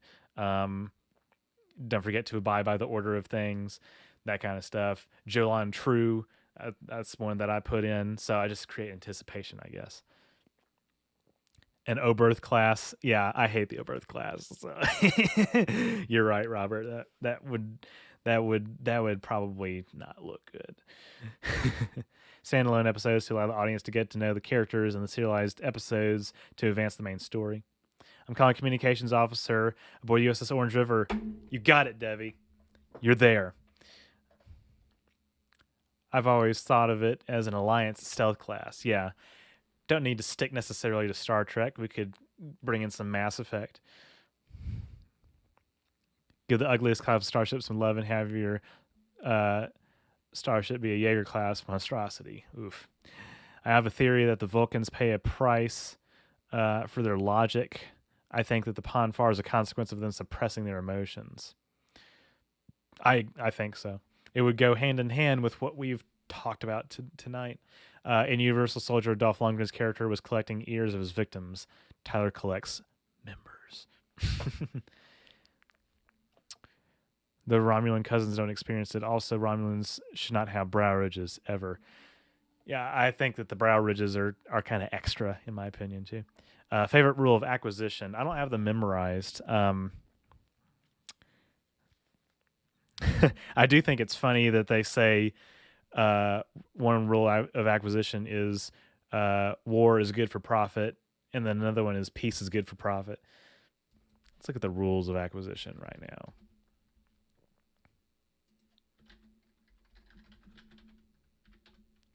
No, rules of acquisition. The ones that are listed.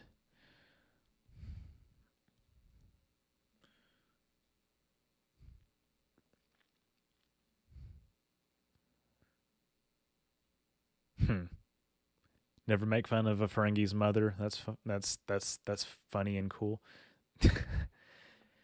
A lot of these are just really hyper capitalists. Never let family get in the way of business. Hold on a second. Never have sex with the boss's sister. Treat people in your debt like family. Exploit them. Okay, yeah. Some of these are just nature decays, but Latinum lasts forever. These are just ones that I am amused by.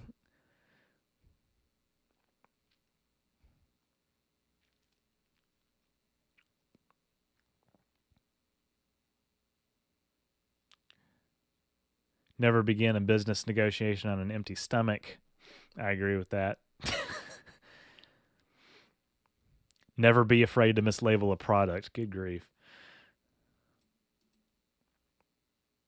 No good deed ever goes unpunished is just actually true in life.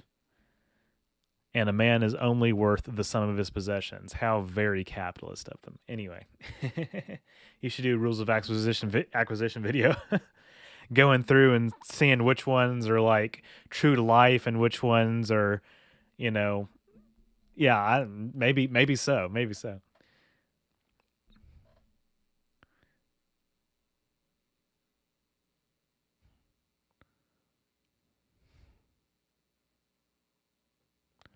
Mintakans have the brow ridges and are Vulcanoid. Everything is good for profit. How about a video about your favorite creepypasta, Slenderman? I don't know if I would have anything to add, but we'll see. I like the ridges, Vulcan, Romulan, Riemann. I'm sure there are offshoots. I can't remember like the different. Uh, yeah, having the same ears. One might argue that a point might have been made, attempt to be made with the writing of Vulcans in such a way. Yes, exactly. Again, relevant to our discussion this evening. I don't know what the Remans actually related to the Romulans, or are they just native to the system the Romulans took over? Actually, I talk about this in my video about the Romulans, which you should go check out if you haven't already. But my short answer is that they're supposed to be like mutated Romulans from the environment of Remus. I want to see Tyler play horror game on stream for Halloween this year. Gee. Maybe we'll call Subnautica the the horror game. Gee. Because I guess we'll return to Metroid, Super Metroid next week, Metroid 3. And do that until August, and then beyond that, probably do Mass Effect 3. September, I'm not sure. We might actually keep doing Mass Effect 3 because it's going to take so friggin' long to get through that storyline. And then October, we could do Subnautica. Yes, he says that might work. Hey, why not? Isn't very little known about the Klingon system of economics. I guess that's true because we know about the great houses. I think it could be like neo feudalism. Probably. I honestly got so sick of Slender Man. In my old weekly horror night sessions with friends, we were playing Slender Man. I just kept calling him Old Slendy and treated him like a mischievous scamp. Tyler's Romulan video essay. Go watch it. Thank you for dipping it in the chat. How about a video about NFTs and Mr. Green? I know Jesse Jenner did a video about NFTs. Yeah, I feel like the hype has already died down about NFTs so much that like I probably would be late even commenting on it. That I've seen a full playthrough of Subnautica, says Phobia. It appears to be very Metroid Prime inspired in a good way. Interesting. That's good to know.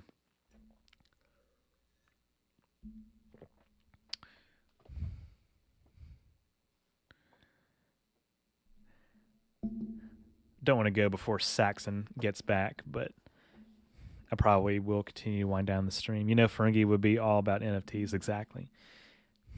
No, I feel like we have more people coming in to the chat already. Welcome.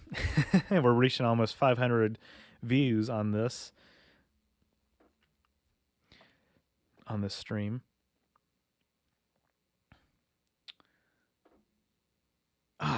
I really meant to render some outro music this week. I don't have it. I don't have it.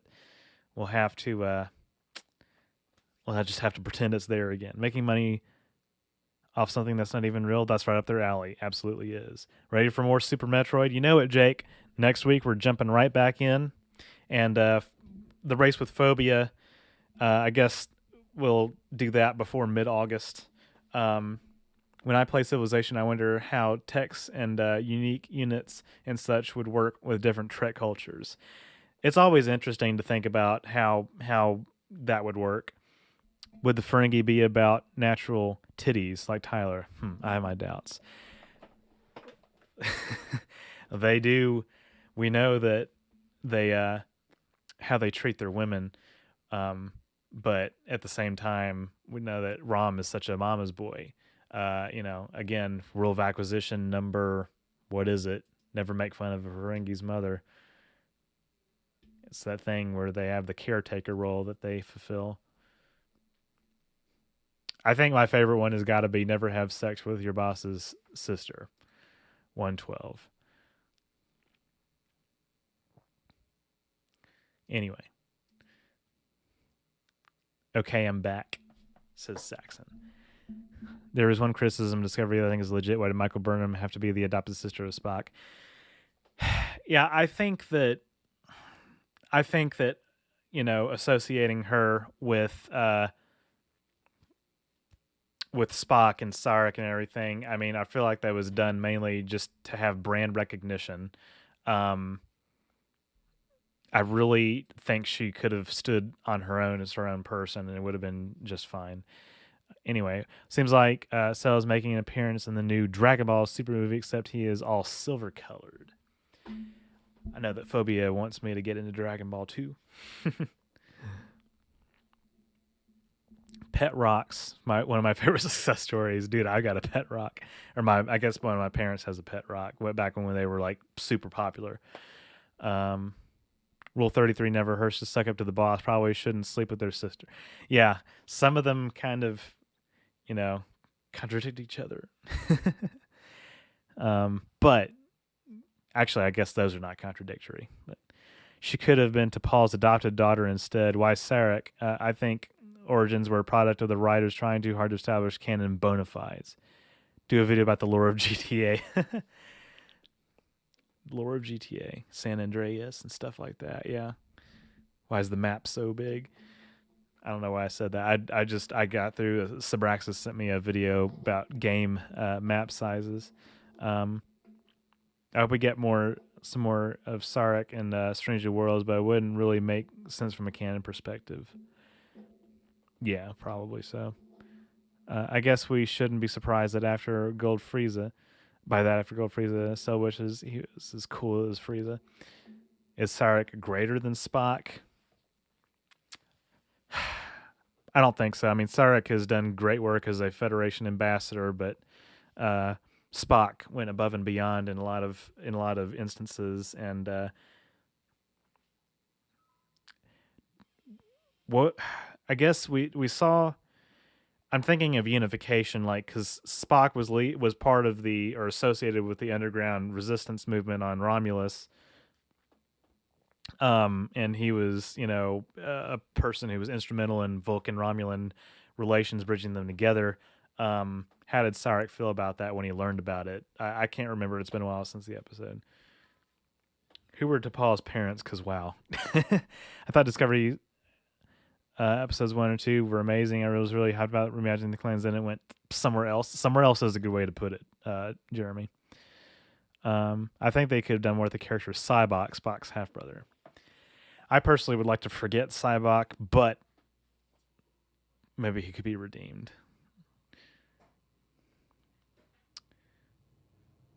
Even if you didn't like it, it gave so much context to Spock and didn't harm him in any way because it's still something he and Sarek never talked about again. Spock didn't talk to Kirk about it. This is true. I mean, the precedent was established that he didn't talk about his siblings, but I just found it to be entirely unnecessary. The context that it did give to Spock, I think there's a point to be made there. I feel like it probably overshadowed Michael Burnham's character herself, though, a little bit. Just a little bit. We still didn't get anything about Cybok, who is an established character exactly.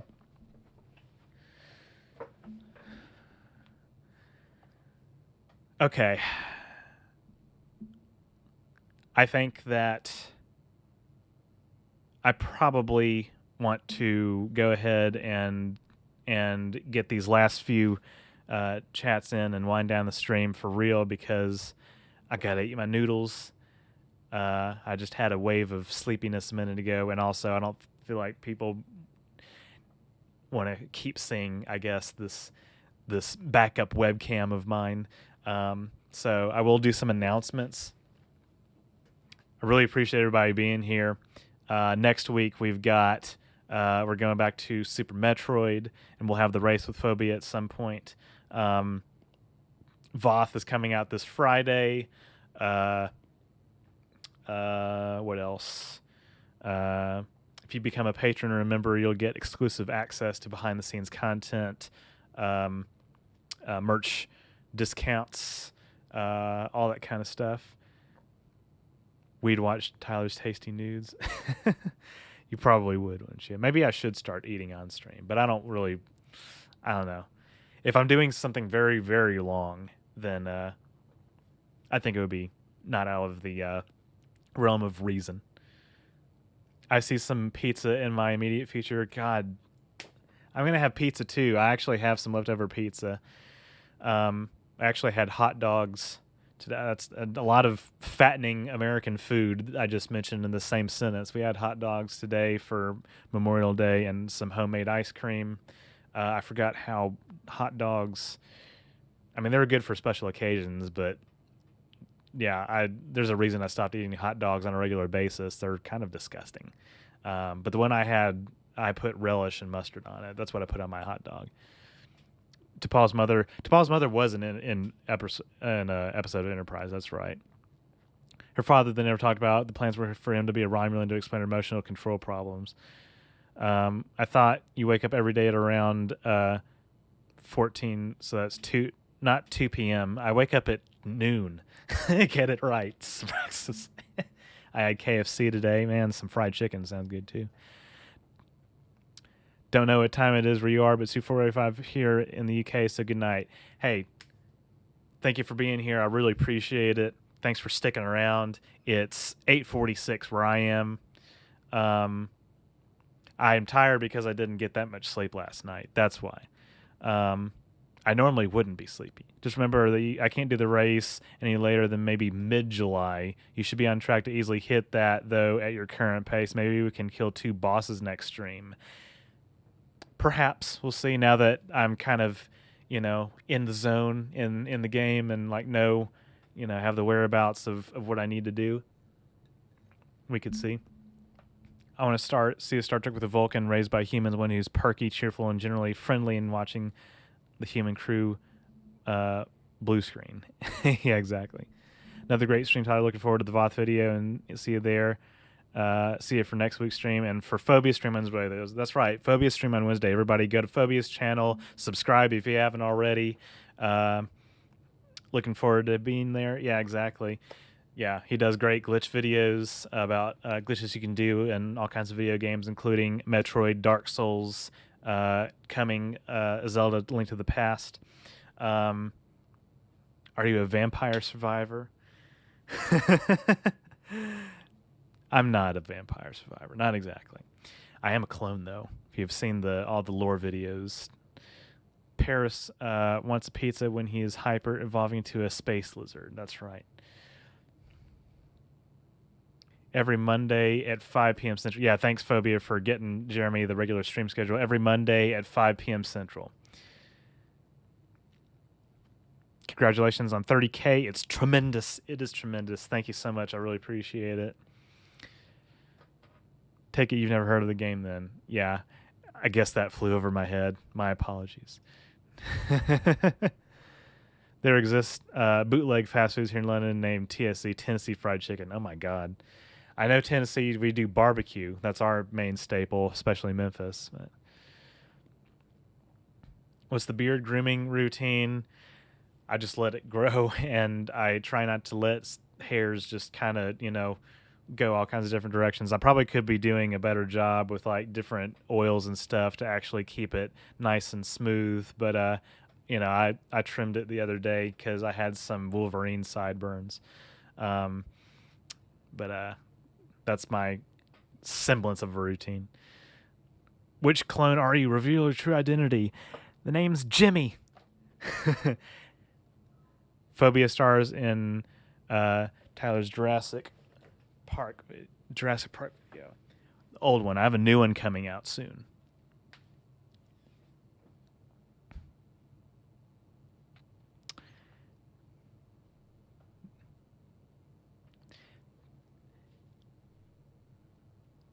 All right. Thank you all so much for being here. We'll see you next week. If you'd known about it, your response would have made it obvious. It's a bullet hell where you were you're the one giving than receiving. I see. I'll see you all next week. I hate that I don't have outro music.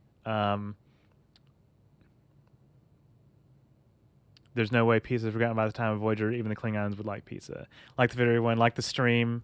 Don't forget to visit Phobia's channel. Subscribe. See him play Metroid Zero Mission on Wednesday. And like I said, Voth Friday here. Super Metroid next week. Thank you for all the super chats. Thank you for all of the for the new membership from Jeremy. Live long and prosper. We'll get that one last answer from David.